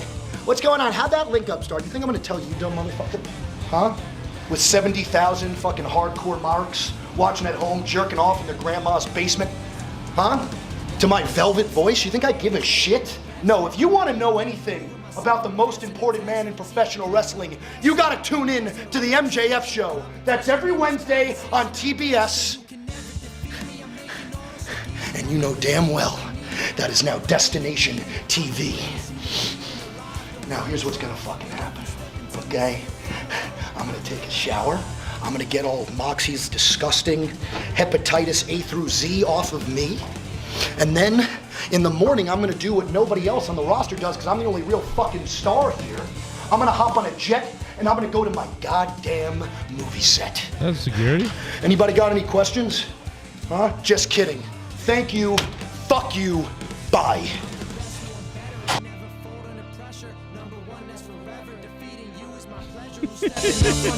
Thank you guys. Good night. See you tomorrow. So remember, dismembered, left in the ring. Better at everything. I'm a king's champion. It's my job just to win. And to the marks and the